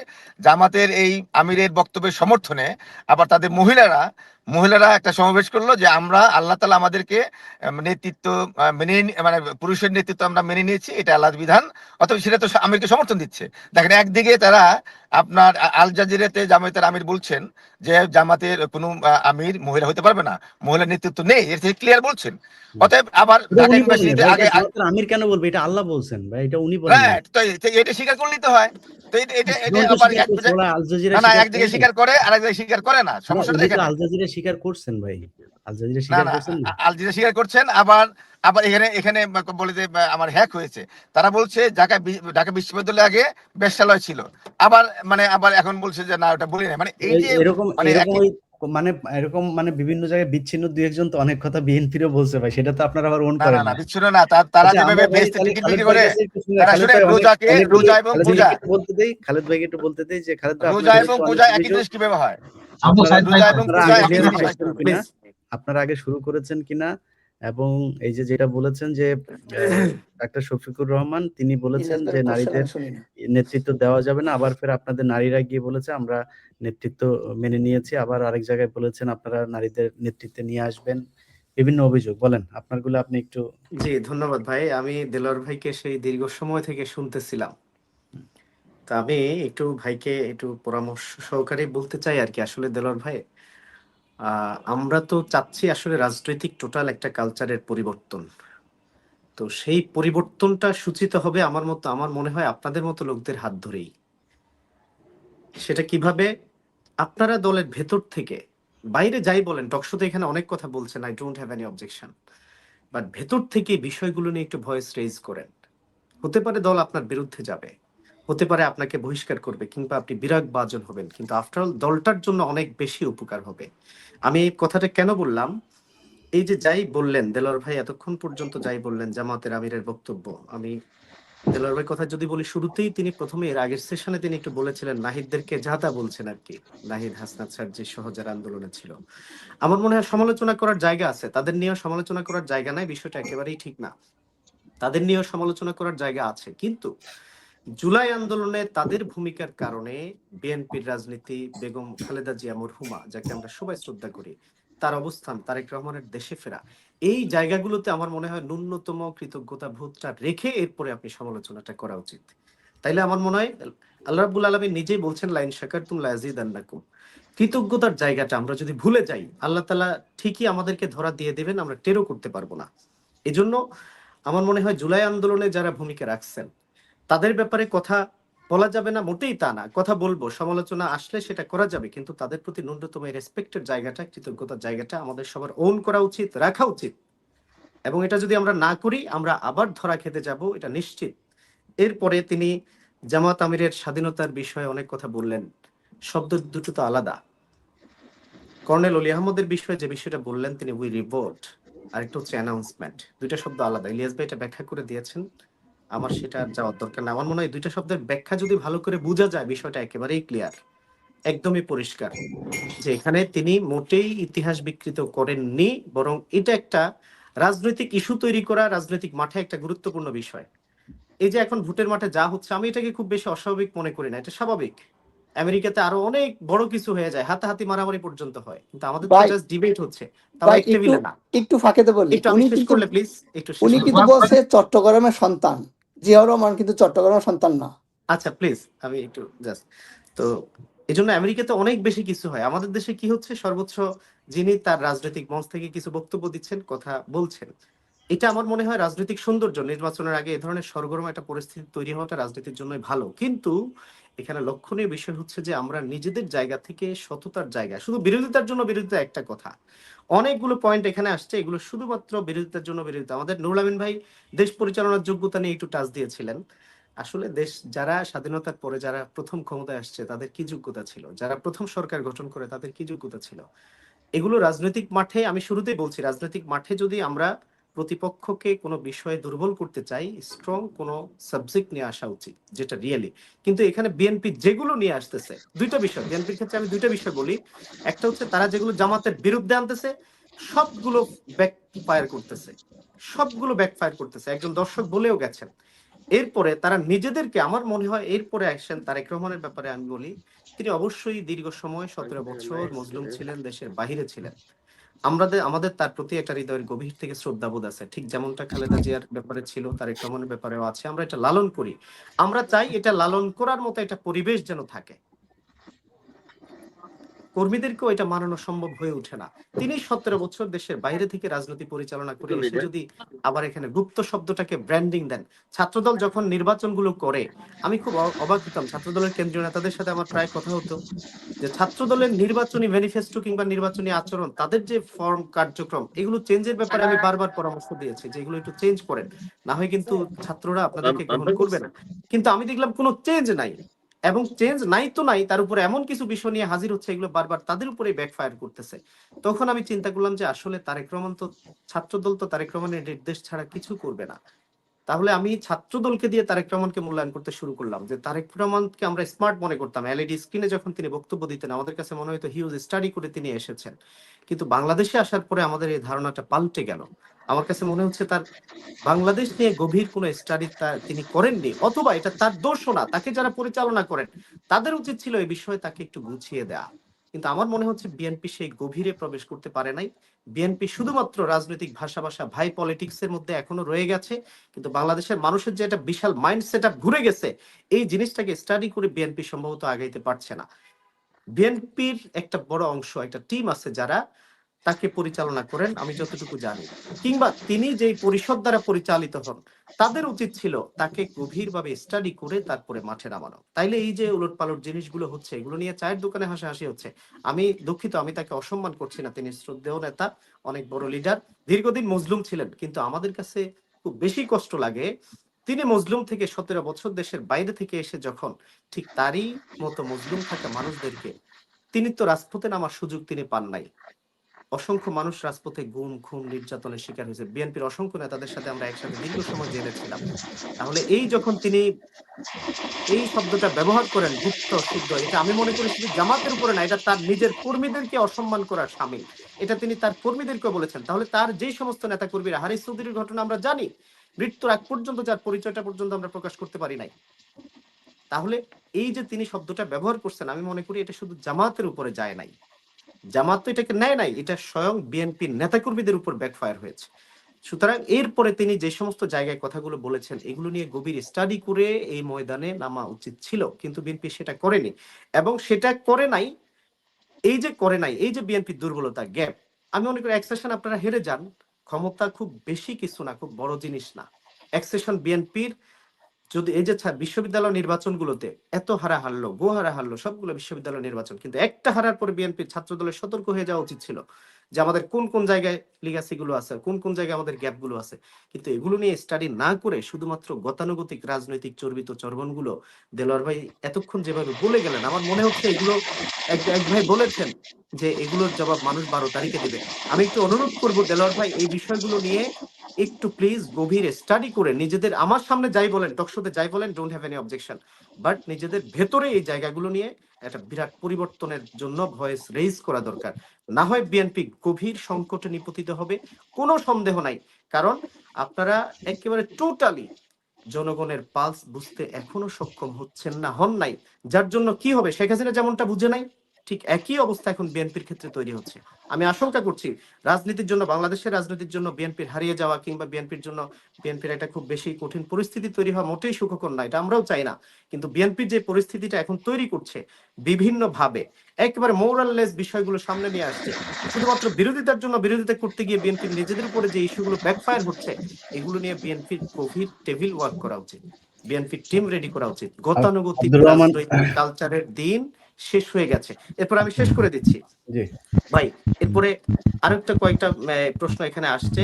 এরপরে নমিনেশনের ক্ষেত্রে ইলিয়াস ভাই ক্লিয়ার করেছেন এখানে আমরা দুর্নীতি মুক্ত রাখতে চাই, কিন্তু ঋণ খেলাপিদেরকে নমিনেশন সহ আরো কয়েকটা বিষয়। আমি একটা উদাহরণ দিই, বিএনপির জেনুইন নমিনেশন পাওয়ার মতো অসংখ্য প্রার্থী আমার নলেজে আছে যারা নমিনেশন পান নাই। কেন পান নাই আমি জানতে চেষ্টা করেছি, আমি জানি না সত্য মিথ্যা। আমাদের নোয়াখালী 5 আসনের কথা বলি, সেখানে ব্যারিস্টার মওদুদের পুরো পরিবার আছেন, কিন্তু সেখানে একজনকে নমিনেশন দেওয়া হলো যিনি একজন ব্যবসায়ী। আমরা লোকমুখে শুনি আর কি যে তিনি বড় অঙ্কের এখানে লেনদেন করেছেন, এটা আমি বিশ্বাস করতেও চাই না, এটা হোক, এটা আমরা কল্যাণও করি না, কিন্তু আমাদের কাছে মনে হচ্ছে বিএনপি এই জায়গায় ভুল করেছে। এখানে বিএনপি সঠিক কোনো স্ট্যান্ডার্ড নির্ধারণ করতে পারে নাই। এরপরে ফ্যামিলি কার্ড থেকে শুরু করে যে ইস্যুগুলো নিয়ে আসছে বিএনপি, এই বিষয়গুলো যেভাবে সামনে উপস্থাপিত হয়, একদম দক্ষ কর্মী বাহিনী গিয়ে দিয়ে এগুলো উপস্থাপন করা দরকার ছিল, কিন্তু এমন ভাবে পক্ষে হোক আর বিপক্ষে হোক বিএনপি উপস্থাপিত হয়েছে 12 তারিখ, যে বিএনপির উপর যেটা ব্যাকফায়ার করবে। আমি দেলোয়ার ভাই এখানে যারা বিএনপির প্রতিনিধিত্ব করছেন তাদের প্রতি আরেকটা অনুরোধ জানাতে চাই যে ভাই, জামাতকে নারী বিদ্বেষী বলেন, জামাতকে যাই বলেন, এগুলো কিন্তু আসলে খুব বেশি একটা গ্রহণযোগ্যতার লেভেলে নিয়ে যাওয়া সম্ভব হয় নাই। জামাতের টিম যেদিন জামাতের আমিরের এক্স হ্যান্ডেল হ্যাক করে যে এই কাজটা করা হয়েছে, পরেই সত্যতা বেরিয়ে আসছে একেবারে ক্লিয়ার। ইভেন অসংখ্য নারী অ্যাক্টিভিস্টরা স্পষ্ট স্টেটমেন্ট দিয়েছেন জামাত আমির এটা বলতে পারে, এটা আমরা বিশ্বাস করি না। একটা হচ্ছে আপনি ভেতরে যা লালন করেন, আপনি ভেতরে যা ধারণ করেন, এটা যে কোনো ভাবে ফুটে উঠবেই। আর আপনি যা ধারণ করেন না, আপনাকে যদি সেটা অপবাদিত করা হয়, অপবাদ দেওয়া হয়, জনগণের সামনে এটা উপস্থাপিত ন্যাচারালি হয়ে যাবে। এটা আল্লাহ সিস্টেম, এটা রব্বুল আলমিনের সিস্টেম, তিনিই করে দেবেন। সুতরাং আমি মনে করি রাজনীতিতে এমন কোন ইস্যুকে সামনে নিয়ে আসা উচিত নয় যে ইস্যুগুলো আসলেই প্রকৃতপক্ষের সত্যতার লেশমাত্র নয়। আপনি বিরোধিতা করবেন, সমালোচনা করবেন, অবশ্যই এটা রাজনৈতিক অধিকার এবং রাইট, কিন্তু এটাকে যদি গ্রহণযোগ্যতার লেভেল মেনটেন করে সমালোচনা করা না যায়, এটা ব্যাকফায়ার করবে এবং করছে। এজন্য বিএনপিকে আমি এই ব্যাপারে পরামর্শ দিব, আসলে স্বাধীনতার খিস্তি কেউটা এখন এটা যায় না, মোটেই যায় না। গুপ্ত সুপ্ত এই খিস্তি কেউটা মোটেই যায় না। এগুলো আমার মনে হয় আপনারা ভেতর থেকে বিএনপির হাইকমান্ডকে খুব ভালো করে আপনারা শক্তভাবে ভেতর থেকে ভয়েস রেজ করেন। উপর দিয়ে অনেক কিছু করলাম, ভিতর দিয়ে ঘুরে সব শেষ করে ফেললো। এটা বাংলাদেশের রাজনীতিতে বিএনপি হারিয়ে যাক, বিএনপির ক্ষতি হয়ে যাক, এটা আমরা চাই না, কখনোই চাই না। এই জন্য আপনারা আমাদের সামনে যাই বলেন টক শোতে, ওপেন স্পেসে, ভেতর থেকে একটু দয়া করে বিএনপিটাকে গুছান, ভেতর থেকে বিএনপিটাকে যে বিষয়গুলো বিএনপির ঘাটতি আছে এগুলোর ব্যাপারে ভয়েস রেজ করেন। হয়তো আপনি আলাদা হয়ে যাবেন, বিএনপির চোখে আপনি চক্ষুশূল হয়ে যাবেন, অথবা একটা সেশন বিএনপির ক্ষতি হয়ে যাবে, খারাপ হবে, কিন্তু এর পরেও বিএনপিটাকে একটু গুছিয়ে আনেন, নিচ থেকে ধরে তুলে টেনে আনেন। জি বিএনপি খাদের কিনারে চলে গেছে, কোনো সন্দেহ নাই। এই বিষয়ে একটু গভীর ভাবেন। আমরা বিএনপির প্রতি শুভাকাঙ্ক্ষা জানাতে চাই। আব্দুর বিএনপি রহমান ফিরে ভাই আসুক, ভালোভাবে স্টাডি করে, হোমওয়ার্ক করে, গুছানো পদ্ধতিতে বিএনপি ফিরে আসুক। জি আব্দুর রহমান ভাই জি ভাই, আপনার ওইখানে একটা সাউন্ড হচ্ছে, আরেকবার আপনি একটু ফোনটা কাছে নিয়ে বলেন। জি বলেন আপনি বলেন। ধন্যবাদ জানাচ্ছি। আসলে আমি তো আসলে পার্সোনালি যদি বলি, আমি ভাই আপনার অডিওটা একটু ঠিক করেন, আপনাকে আমি রাখলাম, আপনি অডিওটা ঠিক করেন, আপনার কথা শুনবো। হ্যাঁ, আমরা পরের জনকে নিচ্ছি। ভাই আপনাদের কাছে অনুরোধ থাকবে আপনারা আর কি বক্তব্য না দিয়ে, আমাদের এখানে দুইজন মানুষ ছিল যারা মূলত, একজন হচ্ছে জনাব তারেক রহমান, তিনার নির্বাচনী যেই পরিচালনা কমিটি সেখানে আছে গিয়াস আহমেদ ভাই, উনি বিএনপির একজন কেন্দ্রীয় নেতা, এবং খালেদ সাইফুল্লাহ তারেক ভাই, উনি হচ্ছে নাহিদ ইসলামের নির্বাচনী পরিচালনা কমিটির একজন সদস্য। তো এই দুইজনের বক্তব্য আপনারা শুনেছেন। আমার মনে হয় একদম জাস্ট ছোট করে ভাই আপনাদেরকে আমি জাস্ট করেই আবার করে দিব। আপনি এই দুইজনের ভেতরে যারা যে বক্তব্যটা দিয়েছে তার মধ্যে কাকে আপনারা সমর্থন করেছেন, কার বক্তব্য সঠিক মনে করেছেন? আব্দুল আলিম ভাই বলেন। আসসালামু আলাইকুম ওয়া রাহমাতুল্লাহি ওয়া বারাকাতুহু। নমস্কার ভাই। ভাই আমি সিঙ্গাপুর থেকে বলছি। এখন আমার দেশের বাড়ি হচ্ছে গোপালগঞ্জ। এখন আমার ওই যে বড় ভাই, উনি তো গাড়ি চালাচ্ছে, চশমা টশমা দেখা যায় চোখে, খুব ভদ্রলোক মনে হয়। ভাই বিএমপি দেখলে আমার মনে হয় যে স্বৈরাচার আবার আইসা পড়ছে দেশ। কারণ ওনারা তারেক রহমানের যেভাবে তেল মারা শুরু করছে, শেখ হাসিনার ঠিক একইভাবে মানুষ তেল মারত। মানে তারেক রহমানের নামে কিছু বলা যাবে না, তার নাম ধরা যাবে না, তার টাং অফ সিলি বলে বলা যাবে না, বুঝছেন? সে মানি মনে করেন বদরের যুদ্ধে মনে করেন যে অন্য যুদ্ধে লাইগে যাও, সোয়াবিন তেলের জায়গায় মনে করেন যে ভুট্টা লাইগে যাও, আর আপনার যে ওই কুমিল্লায় ইসের বদল যেটা লাগুক, মানে উনি যেটা শেখ হাসিনা যেটা বলতো, যারা শেখ হাসিনার তেল মারতো তারা কইতো এটাই ঠিক, দিস ইজ রাইট। আলিম ভাই আপনার বাড়ি কিন্তু গোপালগঞ্জে, আপনি একটু সাবধানে থাকেন। হ্যাঁ, বাড়িতে ভাই, না, না, না, আমার শুনেন, বাড়ি ওই আমরা গোপালগঞ্জ। কিন্তু বলি নাই যে তারেক রহমান শুনেন, বদর যুদ্ধে বলছেন ঠিক, এতগুলো আমরা বলছি যে উনি মিথ্য শিরফেলের কথা। এটা আমি শুনেন কুষ্টের যুদ্ধে হয়েছে। ভাই, আমরা তো তারেক আপনি রহমানকে কথা সমর্থন দেই বলছেন, নাই শুনেন, অন্যায়টা। আপনি কথা আপনি তো বলছেন, শুনেন আমরা নাই, কিন্তু আপনি আমার শুনছি। বক্তব্য শুনেন নাই। না শুনেন, আপনি কথা বলছেন, আমরা শুনছি, আমরা কথা বলছি, আপনি শুনবেন, বেয়াদবি করবেন না। আলিম ভাই ওয়াই সিলিন্ডার টাং আপনার। আলিম ভাই না, না, না, আপনি বললেন যে বদরের যুদ্ধে তো আমরা সমর্থন দেই নাই, যে সে বলেছে যেটা। এরকম, আরে না, আমার কথাটাকে শুনেন, এরকম একটা না, শুনেন, আমি কালকে টক শোতে একটা প্রশ্ন করেছিলাম যে ভদ্রতা কিভাবে আমরা বুঝবো, আর ভদ্রতা কেমনে আমরা অনুমান করবো যে এই লোক তো ভদ্র, কথা বুঝেন। আর ভাব সম্পর্কে আমরা কই আইছি, জন্ম হোক যথাযথ, কর্ম হোক ভালো, কথা বুঝেন। এখন আলিম ভাই ধন্যবাদ ভাই, আপনারা জাস্ট ওনাদের বিষয়টাতে মতামত দিলেই আমার চলবে। কথাটা শেষ হয় নাই, এক মিনিট আমার কথাটা একটু শেষ করতে দেন, এক মিনিট, আমি প্রশ্নটা পাইয়া আমি শেষ করি। এখন দেখেন, জিয়াউর রহমান এত ভালো, খালেদা যে এত ভালো, দেখেন আমার বাপ অনেক ভালো ছিল কিন্তু আমি খারাপ। আমরা জানি আদম আলাইহিস সালাম তার 2 ছেলে ছিল, 2 জনের ভিতরে 2 জন কিন্তু সমান ছিল না। নূহ নবীর ছেলে কিন্তু ঈমান আনে নাই, কথা বুঝেন, একজন ছেলে ঈমান আনে নাই। এখন জিয়াউর রহমান আর খালেদা জিয়ারে সামনে রেখে যদি তারেক রহমানের তেল মারেন, তাহলে তো আমি তো মনে করছি যে তারেক রহমান ভবিষ্যতে আরেক স্বৈরাচার হবে বাংলাদেশে। ভাই, আমার এই কথাটার উত্তরটা দেন। না, ট্রু আমার ভাই, কথা অতি পরিষ্কার। আলিম ভাই ধন্যবাদ ভাই, আপনি আচ্ছা, সত্যি তারেক বলছেন। রহমানকে তেল মারলাম কোথায় আমরা? তারেক রহমান যে যোগ্য নেতৃত্ব দিয়েছে, এই 17 বছর এই ফ্যাসিবাদ আন্দোলনের নেতৃত্ব দিয়েছে। তারেক রহমানের কারণে আওয়ামী লীগ দিনের ভোট রাত্রে করতে বাধ্য হয়েছে। তারেক রহমানের কারণে আওয়ামী লীগ ডামি নির্বাচন করতে বাধ্য হয়েছে। তো তারেক রহমানের দোষটা কোথায়?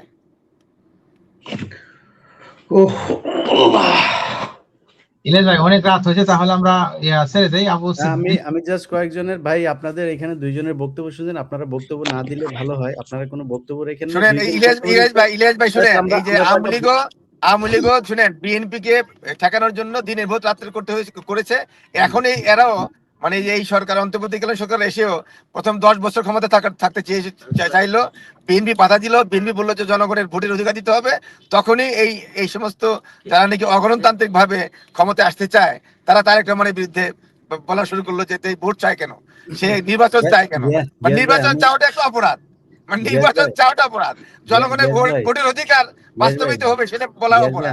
আমরা এই কথা যেমন জামাতের 2-1 জনের কাছে শুনেছি, তেমন বিএনপির অন্তত শতাধিক মানুষের কাছে শুনেছি যে ভোট কেন্দ্রে গেলে মাজা ভাঙা দিবে, ভোট কেন্দ্রে যাওয়া যাবে না, তারপরে ধানের শীষে ভোট না দিলে বাড়িঘর উড়াই দিবে, ধানের শীষে ভোট না দিলে কেন্দ্রে যাওয়ার দরকার না, নেই। এই ধরনের কথা আমি শুনি নাই, বরং জামাতের লোকরাই বলেছে।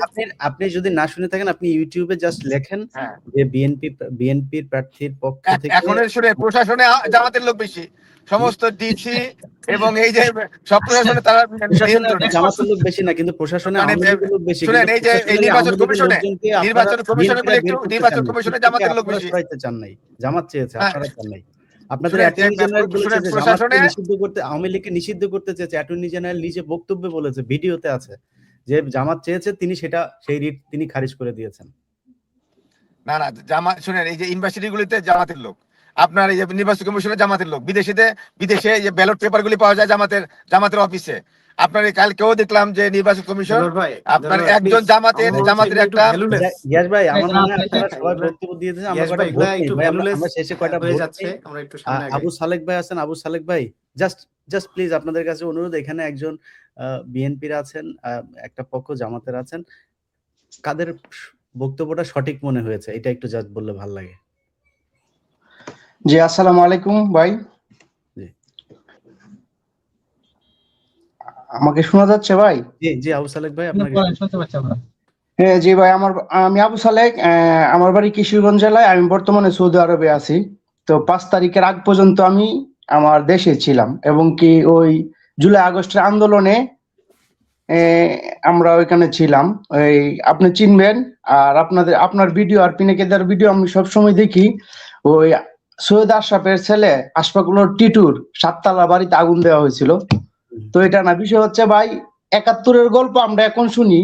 71 নিয়ে শেখ হাসিনা এমন তেল মারছে, এমন ব্যবসা করছে, সালেক ভাই, 71 তো আর সালেক ভাই, অবশিষ্ট নাই। আমি আপনাদের কাছে অনুরোধ, আমরা অনেক লম্বা হয়ে গেছে, জাস্ট কার বক্তব্য সমর্থন করেছেন বলেন, সমর্থন না করলে সেটাও বলেন যে কারোরটাই সমর্থন করে নাই, এই দুইজনের মধ্যে জি ভাই, আমি শেষ করে দিই। সমর্থন বলবো, এখানে যারা আছে তারা অনেকে সিনিয়র, আমাদের জন্ম দেখছে, আমরা তাদের ছেলে সমতুল্য। আপনারা দয়া করে আপনারা এই কমেন্ট গুলি দেখবেন, কার পক্ষে জনগণ মত দিয়েছে আর কাকে কি বলতেছে, আপনারা আপনার লাইভ মতটা কমেন্ট শুনতে গুলি চাই, দেখেন, তাহলে তো বোঝা যায়। আপনার মতটা শুনতে চাই ভাই। আমরা আজকে এই নির্বাচনের ফলটা মাঠে দেখার জন্যই আমরা একটু এসেছি আজকে লাইভে। নির্বাচনের ফলটা ইনশাল্লাহ, আমি যেহেতু দেখে নাই, আমরা প্রবাস থেকে তো আমরা যারে ভোট দেওয়ার দিছি, ইনশাল্লাহ আশা করি এই 12 তারিখে একটা মানে আপনার বুডের নীরব একটা বিপ্লব হবে, যে বিপ্লবে আপনার এই যে এই 71 নিয়ে যারা দালালি করতেছে, 71 নিয়ে যারা এখন দালাল করতেছে, এগুলো থাকবে না ভাই।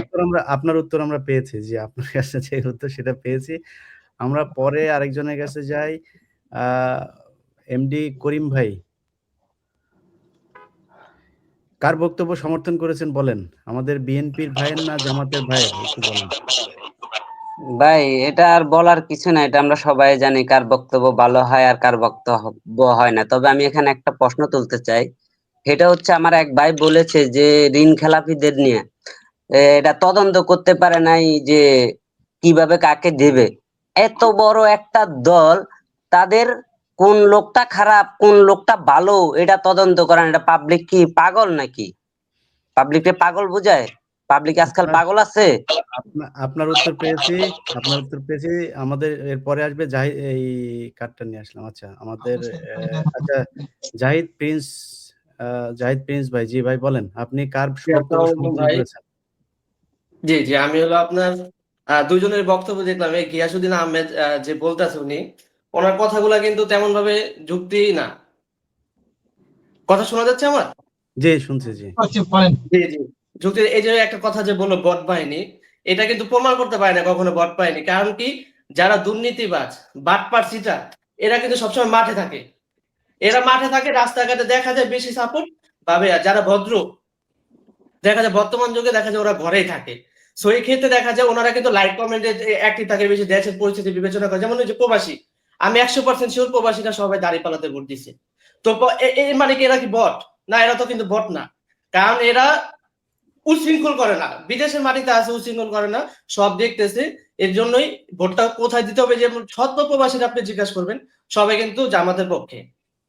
আরেকটা বললো যে উনি এই যে রাজাকার, রাজাকার করতে করতে সেটা কিন্তু পালাইছে। জাহিদ ভাই ধন্যবাদ ভাই। জাহিদ ভাই, আমরা জাস্ট ওনাদের বক্তব্যকে কেউ মানে ওনারা আসলে উনি বিএনপির ওনার একদম কেন্দ্রীয় কমিটিতে উনি আছেন। সো ওনাদের ব্যাপারে আসলে ওনাদের লেভেল থেকে ওনাদের ব্যাপারে কথা বললে ভালো হয়। আমরা ওনাদের বক্তব্যের আপনার অপিনিয়ন থাকতে পারে সেটা বলেন, ওনাকে সরাসরি কিছু বলার দরকার নেই। হ্যাঁ, আপনি জাস্ট সমর্থন কাকে করেছেন এইটুকু বললেই হবে।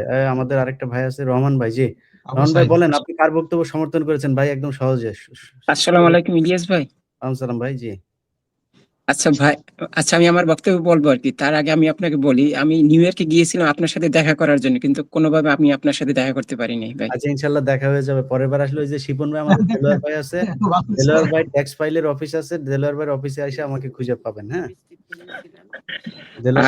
দেলোয়ার ভাই ইন্স্যুরেন্সের নাম হলো ফার্মার্স ইন্স্যুরেন্স, ওইটা জ্যাকসন হাইটে এসে যে কাউকে জিজ্ঞেস করলে দেখাই দিবে। জি, এই দুইজনের বক্তব্য কারটা সমর্থন করেছেন বলেন। আচ্ছা আমি আমি একটু বলি, আমি কিন্তু আমাদের ফ্যামিলি টোটালটাই বিএনপি ছিল, বলার বুঝছেন? সুযোগ পাবেন না এই রহমান ভাই, প্লিজ সময় নাই, বলেন কার বক্তব্য সমর্থন করেছেন, এটা বললেই হবে। আমি ওই জামায়াতের যে ভাই যেভাবে মানে ক্লারিফিকেশন দিয়েছে, আমি ওইটাই তাকে পছন্দ করছি, কারণ ওই বিএনপির। আচ্ছা, আমাদের সাথে যুক্ত হয়েছেন আরেকজন হচ্ছে আচ্ছা, ওনার ক্যামেরা অন নাই। আচ্ছা, ভোট কিন্তু ওইদিকে বেশি চলে যাচ্ছে। আমি কিন্তু ভাই ইলিয়াস ভাই, জি শুনে ভোটটা আমি একটু বলি। ভোট তো মনে করেন পিনাকি দা এবং আপনি মনে করেন জামাতের পক্ষে আপনারা কথা বলেন, তো আপনাদের ফলোয়ার তো জামাতি হবে। তো আপনি জামাতি নিয়ে ভোট করতেছেন, এটা তো একটা ভোট বাহিনী। তো এখন আমার ফেসবুকে দেখবেন, আমি একটা কমেন্ট করলে দেখবেন আমার পক্ষে আপনার 90% আসে, আপনার পক্ষে এখন 90% দেখবেন হলো আপনার বিরুদ্ধে। আমরা আশা করি 12 তারিখ এটা নির্ধারণ হয়ে যাক। হ্যাঁ, এই 12 তারিখ না ভাই, গিয়াস ভাই গিয়াস তারেক ভাই ভাই, এমনিতে ধরেন কনফিডেন্স এমনিতে ইজ গুড না বাট এই ওভার কনফিডেন্স টু ব্যাড, আচ্ছা বুঝছেন নি? দেলোয়ার ভাই তো এবং গিয়াস ভাই দুইজনকে একটু বলি ভাই। আমরা তো আর দেলোয়ার ভাই একটু কিনা শুনেন, কয় একটু আমি শুনেন, যে দেলোয়ার ভাই, কথাটা মানে আচ্ছা দেলোয়ার ভাই একটু শুনেন, শুনেন। উনি বললেন এটা প্রবাসীরা হচ্ছে প্রবাসীরা না সব গিয়াস ভাই, জামাতকে দিয়েছে, গিয়াস ভাই আপনার একটা জিনিস প্রবাসীরা বলি, সেটা হলো যে 70% বিএনপি কে দিয়েছে। না এই গিয়াস ভাই আপনাকে একটা জিনিস বলি, সেটা হলো যে আপনারা আমার এখানে যারা আছে তারা সবাই আমাদের সাপোর্টার, আমাদের ফলোয়ার এবং আমাদের সাপোর্ট করে। এটা তো মেনে নিছেন নাকি? না, হ্যাঁ হ্যাঁ অবশ্যই, কারণ হ্যাঁ, শুনেন এটা হচ্ছে কি যে তারা যে মানুষ এটা তো মেনে নিছেন নাকি? আমি বলি আবার আবার যারা আপনি কথা বলে এরা তো বট না, এরা তো মানুষ আচ্ছা নাকি? না আবার আপনি আমার লাইভে গেলে দেখবেন এই 90% আমার পক্ষে কথা বলে। এটা হলো না, কি জানেন, আমরা তো আপনাদের গুলোকে সলিড মানুষই মনে করি, কিন্তু আপনারা তো বট মনে করেন। কিন্তু আমার এখানে যারা আসলে এরা যে বট না এটা তো বুঝছেন নাকি? না বট বলতে কি এটা ফেসবুকের সিস্টেমটা হলো আপনি যদি জামাতের পক্ষে কথা বলেন তাহলে জামাতের লোকগুলি আপনার ফলোয়ার হবে। না আবার আমি ফলোয়ার যদি হোক ভাই, বিএনপি, হ্যাঁ কিন্তু এক্সিস্ট করে তো মানুষ, তো ওই মানুষটা তো হ্যাঁ এক্সিস্ট করে অবশ্যই, হ্যাঁ এক্সিস্ট করে সেটা এরা তো দৃশ্যমান। বট না, হ্যাঁ এটা তো সত্যি কথা, বুঝা গেছে তো। এটা বট না, এটা তারা মানুষই, অবশ্যই তারা মানুষ। মেহেদী ভাই বলেন, মেহেদী ভাই তো দাড়িওয়ালা মানুষ, আপনার দেখেই তো আমার রাজাকার মনে হইতেছে ভাই, বলেন মেহেদী ভাই বলেন।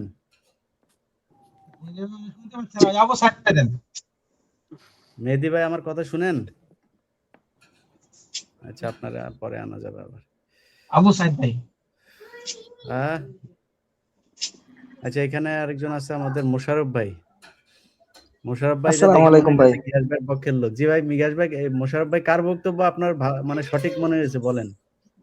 ভাই এখন আমি কোনো পক্ষেই না ভাই, আমি একটা গ্যাস ভাইয়ের কাছে একটা প্রশ্নের উত্তর চাইতেছি, যে এই যে তারেক রহমান বলছে যে ফ্যামিলি কার্ড দিব, কৃষি কার্ড দিব, এই টাকাটা কোত্থেকে আসবে, এইটা একটু প্রশ্নের উত্তরটা আমি জানতে চাই। বাস আমার এইটুকুই প্রশ্ন। যে গিয়াস ভাই উত্তর দেন, আর আমরা আপনার উত্তর পেয়ে গিয়েছি। জি বলেন। Thank you.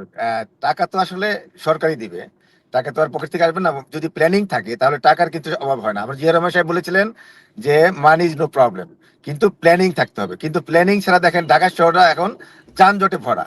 এখন আপনি যদি এই ঢাকা শহরটাকে আরেক জায়গায় নিয়ে আরেকটা আবার নতুন শহর করেন, বা অথবা মেট্রো লাইন আরো ভালো করে করেন, রাস্তাঘাট সুপরিকল্পিত ভাবে করেন, তাহলে কিন্তু যানজট কমে যাবে, অর্থনীতিকে আরো চাঙ্গা হবে।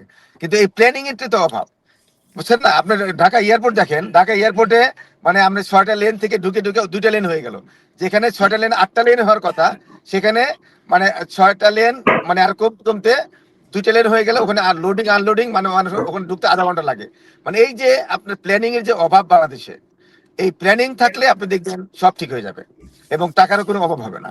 টাকা যদি আপনার বিদেশে পাচার হচ্ছে, বিদেশে টাকা পাচার হয়ে যাচ্ছে, আপনার সেই টাকা যদি বন্ধ করা হয়, দুর্নীতি যদি বন্ধ করা হয়, তাহলে বাংলাদেশের টাকার অভাব হবে না। তো এই জন্য বলছি যে তারেক রহমান সাহেব বলেছেন যে দুর্নীতি বন্ধ করতে হবে, আইনের শাসন কায়েম করতে হবে, এবং তখন টাকার কোনো অভাব হবে না, বিদেশে পাচার বন্ধ করতে হবে। তো এটাই হলো আমাদের বক্তব্য। আচ্ছা আমাদের এইখানে এখন আছেন হচ্ছে আশিক ভাই। আশিক ভাই বলেন, আশিক ভাই বলেন, জাস্ট ভোট দিবেন ভাই, কার বক্তব্য পছন্দ হয়েছে বলেন, কার বক্তব্য সমর্থন করেন? ভাই ভোট বলতে ভোট বলতে তো আমার মতামতকে আমি বুঝি, তো সেই জন্য আমার ভোট প্রবাসী থেকে, আমি সৌদি আরব থেকে আমার ভোট আমি দিয়ে দিচ্ছি। তো বর্তমান রাজনৈতিক প্রেক্ষাপটে আমরা মোটামুটি জামায়াতের বক্তব্য এবং জামায়াতের কার্যকলাপকে সমর্থন করতেছি। আমরা এখানে আমাদের কোম্পানিতে আমরা একটা ধানের শীষের লোক খুঁজতেছি ভাই, আপনারা সব বট লোক, বট সব। আমি জাকির খানের ভাই লাগে, আমি জাকির খানের ভাই। ইলিয়াস ভাইকে শুনেন, ইলিয়াস ভাই আপনাকে তো ধানের শীষ ফলো করে না।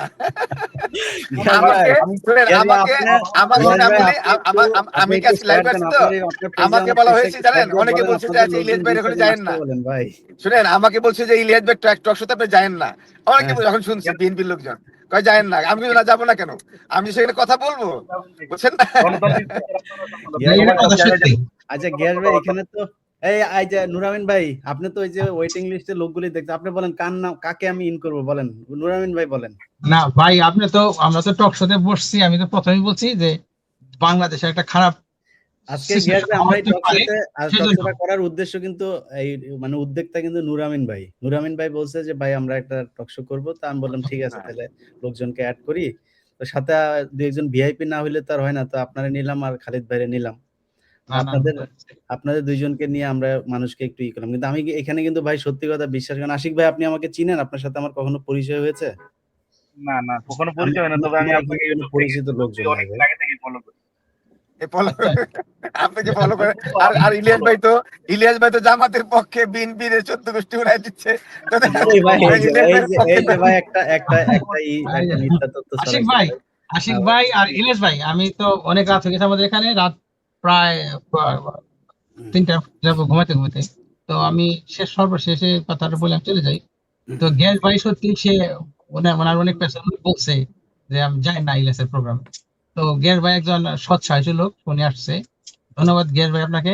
আর না, ইলিয়াস ভাই আমি তো গিয়াস ভাইকে সম্মান দিছি নাকি? আমি তো গিয়াস ভাইকে অবশ্যই, কোনো না না অসম্মান ঠিক আছে। করছি না। আর ইলিয়াস আপনাকে ধন্যবাদ, কারণ কি আমার পেছন থেকে অনেক আসতেছিল যে ইলেকশন বানচাল হওয়ার, কারণ আমি বলছি আপনাকে আমার অনেক দোষ বন্ধু আছে তারা আওয়ামী লীগ করে, তো তারা এরকম হইতেছিল। সেজন্য আমি বললাম যে ইলিয়াস ভাইয়ের মাধ্যমে এই কথাটা প্রচার হোক, যাতে ইলিয়াস ভাইকে মানুষ শুনে। আর সেই সাথে আমি ওই তারেক ভাইকে অনেক ধন্যবাদ, উনি একজন খুব ভালো মানুষ। জামাত যারা করে তারা ভালোই, কথাবার্তা ভালো, শিক্ষিত লোক। আচ্ছা, এটা কে আমাদের সাথে কে যুক্ত হয়েছে বলেন তো?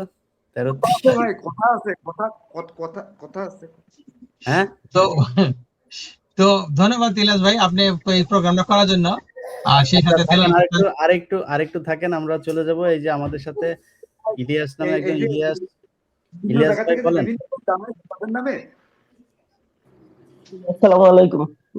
জি ইলিয়াস ভাই ইলিয়াস ভাই, বলেন। আপনি তো আমার মিতা। জি বলেন জি, ভাই, আপনি তো আমার মিতা। কাকে সমর্থন করছেন বলেন। উল্টোপাল্টা সমর্থন আছে জামাত।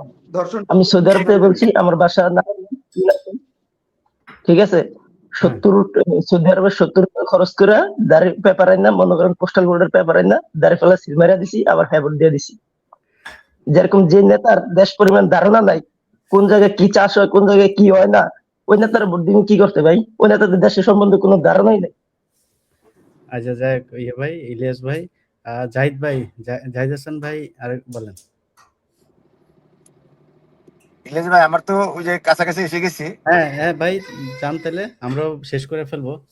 হ্যাঁ, আমার অনেকক্ষণ ছিলাম তো। মানে শেষ কথা হলো, আমি বক্তব্য দিয়ে চলে যাচ্ছি, আমার কাছে যেতে হবে। সেটা হলো যে, মনে করেন যারা নাকি নির্বাচনই চায় নাই, তারা নির্বাচন চায় নাই, মানে ওই অভ্যুত্থানের পরে তারা নির্বাচনই চায় নাই। এখন তারা মানে যারা নির্বাচন চাইলো, জনগণের অধিকারের কথা বলছে, তারা হয়ে গেল খারাপ, আর তারা ক্ষমতা যাচ্ছে। ভালো তো, যদি জনগণ ভোট দেয় 12 তারিখে, আমরা তো ওয়েলকাম করবো। মানে আমরা তো চাচ্ছি যে জনগণের ভোটের অধিকারটা বাস্তবায়িত হোক, এটা আমরা প্রথম থেকে চেয়েছি। অত সেই অধিকারের বাস্তবায়নে যদি জামাত ক্ষমতায় আসে, সেটা তো আমরা সাধুবাদ জানাবো।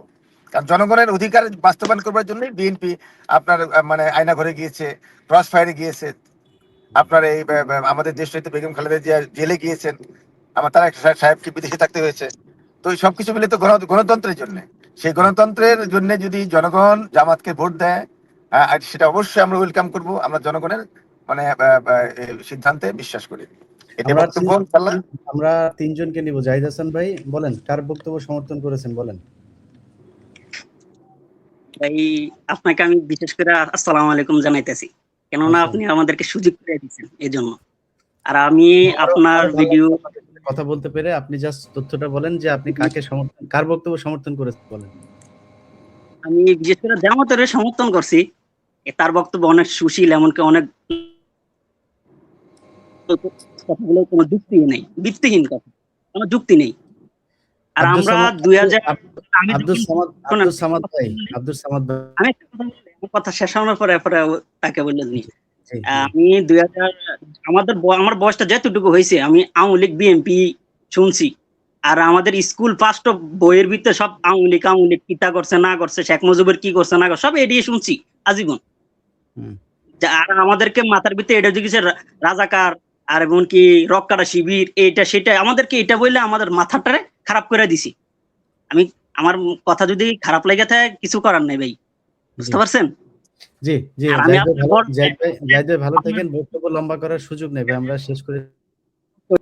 ভাই আব্দুল সামাদ ভাই বোধহয় ইউএ থেকে বলছেন, একজন প্রবাসী। জি ভাই বলেন।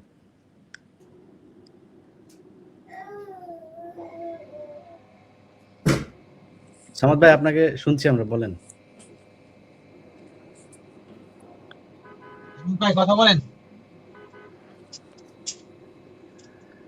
আচ্ছা, সামাদ ভাই এটা মনে হয় হচ্ছে না। আমাদের আবু সাইদ জাহিদুল। আচ্ছা ভাই, আমরা আর নতুন কাউকে নিচ্ছি না। জনাব গিয়াস আহমেদ ভাই এবং খালেদ সাইফুল্লাহ ভাই এবং আমার সাথে যারা ছিলেন সবাই এবং যারা শুনছিলেন, যারা দেখছিলেন, সবার কাছে আমাদের এখানে আসলে ফ্রেন্ডলি একটা অনুষ্ঠান ছিল। এমনিতেই আমরা মজা করার জন্য বলতে পারেন বা একটু খোঁজখবর রাখার জন্য এই লাইভে এসেছিলাম। আপনাদের সবার কাছে অনুরোধ থাকবে ২ টা দলের কাছেই যে ভাই এটা একটা দেশ পরিচালনার ব্যাপার। সো এখানে আপনাদের পক্ষে বিপক্ষে অনেক বক্তব্য থাকবে। সেই বক্তব্য যেন সংঘর্ষে না যায়। এই প্রতিযোগিতা পর্যন্তই যেন সেটা হয়, প্রতিহিংসায় যেন না যায় এবং একদল ক্ষমতায় আসলে ৫ বছর আপনারা যদি ওই দল যদি আপনারা যেটা বলছেন, যেমন বিএনপি বলছে জামাত খারাপ বা জামাত বলছে বিএনপি খারাপ। বিএনপি যদি খারাপ হয়, বিএনপি যদি আসে তাহলে ৫ বছর পরে তো এমনিতেই মানুষ তাদেরকে ভোট দিবে। আবার জামাত যদি এবার ক্ষমতায় আসে, আমি আমার ব্যক্তিগতভাবে আমি মানুষের সাথে কথা বলে বিভিন্নভাবে যতটুকু আমার মনে হয়েছে যে জামাত ক্ষমতায় আসবে, এটা আমার মনে হচ্ছে। এটা আপনার কাছে নাও হইতে পারে, কিন্তু আমার কাছে মনে হয়েছে মানুষের সাথে কথা বলে। তো হইতে পারে আমার আশপাশে হয়তো বা আমার সারাউন্ডিংসে যারা আছে বেশিরভাগ জামাতের লোকজন, এই কারণে হয়তো মনে হয়। ধরেন জামাত আসলো, বিএনপি ৫ বছর যদি অপেক্ষা করে, বিএনপি যেটা বলছে জামাত যেই ভুলগুলো করবে, তাহলে বিএনপি পরের বার ৫ বছর পরে ক্ষমতায় আসবে। যেই আসুক ৫ বছর অপেক্ষা করবে ঠান্ডা মাথায় এবং নির্বাচনের আগে খুব বেশি আক্রমণাত্মক হবে না, এটা আমার সবার কাছে অনুরোধ থাকবে। দেলোয়ার ভাইরে সব শেষ একটু কথা বলতে না দিলে হবে না। দেলোয়ার ভাই, এই যে লোকজন সব আপনাদের বিরুদ্ধে, এটা কেমন লাগছে বলেন?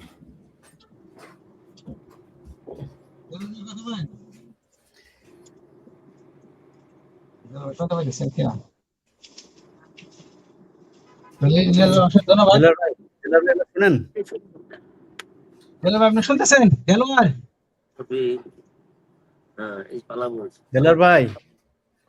দেলোয়ার ভাই শোনেন না। যাই হোক, দেলোয়ার ভাইয়ের অনেক ক্ষোভ থাকবে শেষ না করতে পারলে, আমাদের না শুনলে। না, দেলোয়ার ভাই কিন্তু পয়েন্টে আসছে, শেষে একটা কথা বলছে আমার খুব জি ভালো ভাই, লাগছে। আপনার কথা আমি শুনতেছি না।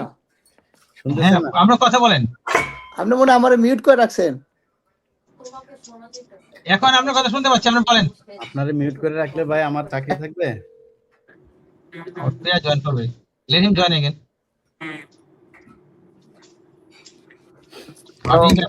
যাই হোক, ইলিয়াস ভাই রেখে দেন, ইনশাআল্লাহ শেষ করেন। আপনি কোত্থেকে কই যাচ্ছেন? এতক্ষণ লাগতেছে। হ্যাঁ, আমি তো দোহারে যাচ্ছি। আমার ঢাকা থেকে দোহার, গ্রামে যাচ্ছে। আমার গ্রামে ওই ঢাকা ১, ওখানে আমাদের আজকে এই ২টার সময় জনসভা আছে। আশফাকপুর এলাকা।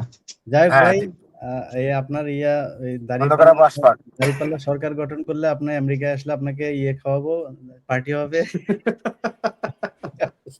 তবে ইলিয়াস ভাই, আমি মনে করি যে ২০০+ বিএনপি পাবে ইনশাআল্লাহ। হ্যাঁ, এটা তো স্বপ্ন। পৃথিবীতে মানুষ স্বপ্নেই বাঁচে ভাই, এটা তো আমরা ওয়েলকাম করব।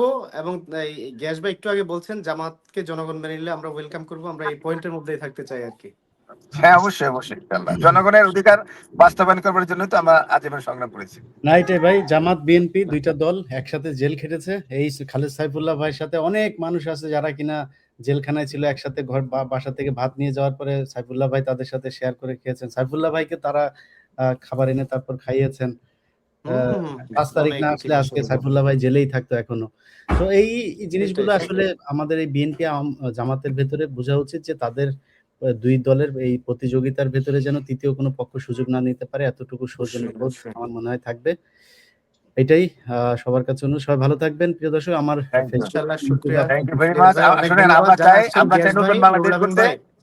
নতুন বাংলাদেশ গড়তে হলে আমাদের মধ্যে সুসম্পর্ক রাখতে হবে, আমাদের মধ্যে কাদা সরাসরি করা যাবে না। এবং যে নতুন বাংলাদেশকে আমরা দেখতে চাই, সেটা হলো যে আমাদের যে সংস্কার, যে কথা বলে সংস্কার কি, আগে নিজেকে সংস্কার করতে হবে, নিজের ভাষা সংস্কার করতে হবে, নিজের অ্যাটিটিউড সংস্কার করতে হবে। তাহলে কিন্তু আমরা নতুন একটা সুন্দর বাংলাদেশ গড়ে তুলতে পারবো ইনশাআল্লাহ। দাওয়াত রইল নুরুল আমিন ভাই, গ্যাস ভাই। Thank you.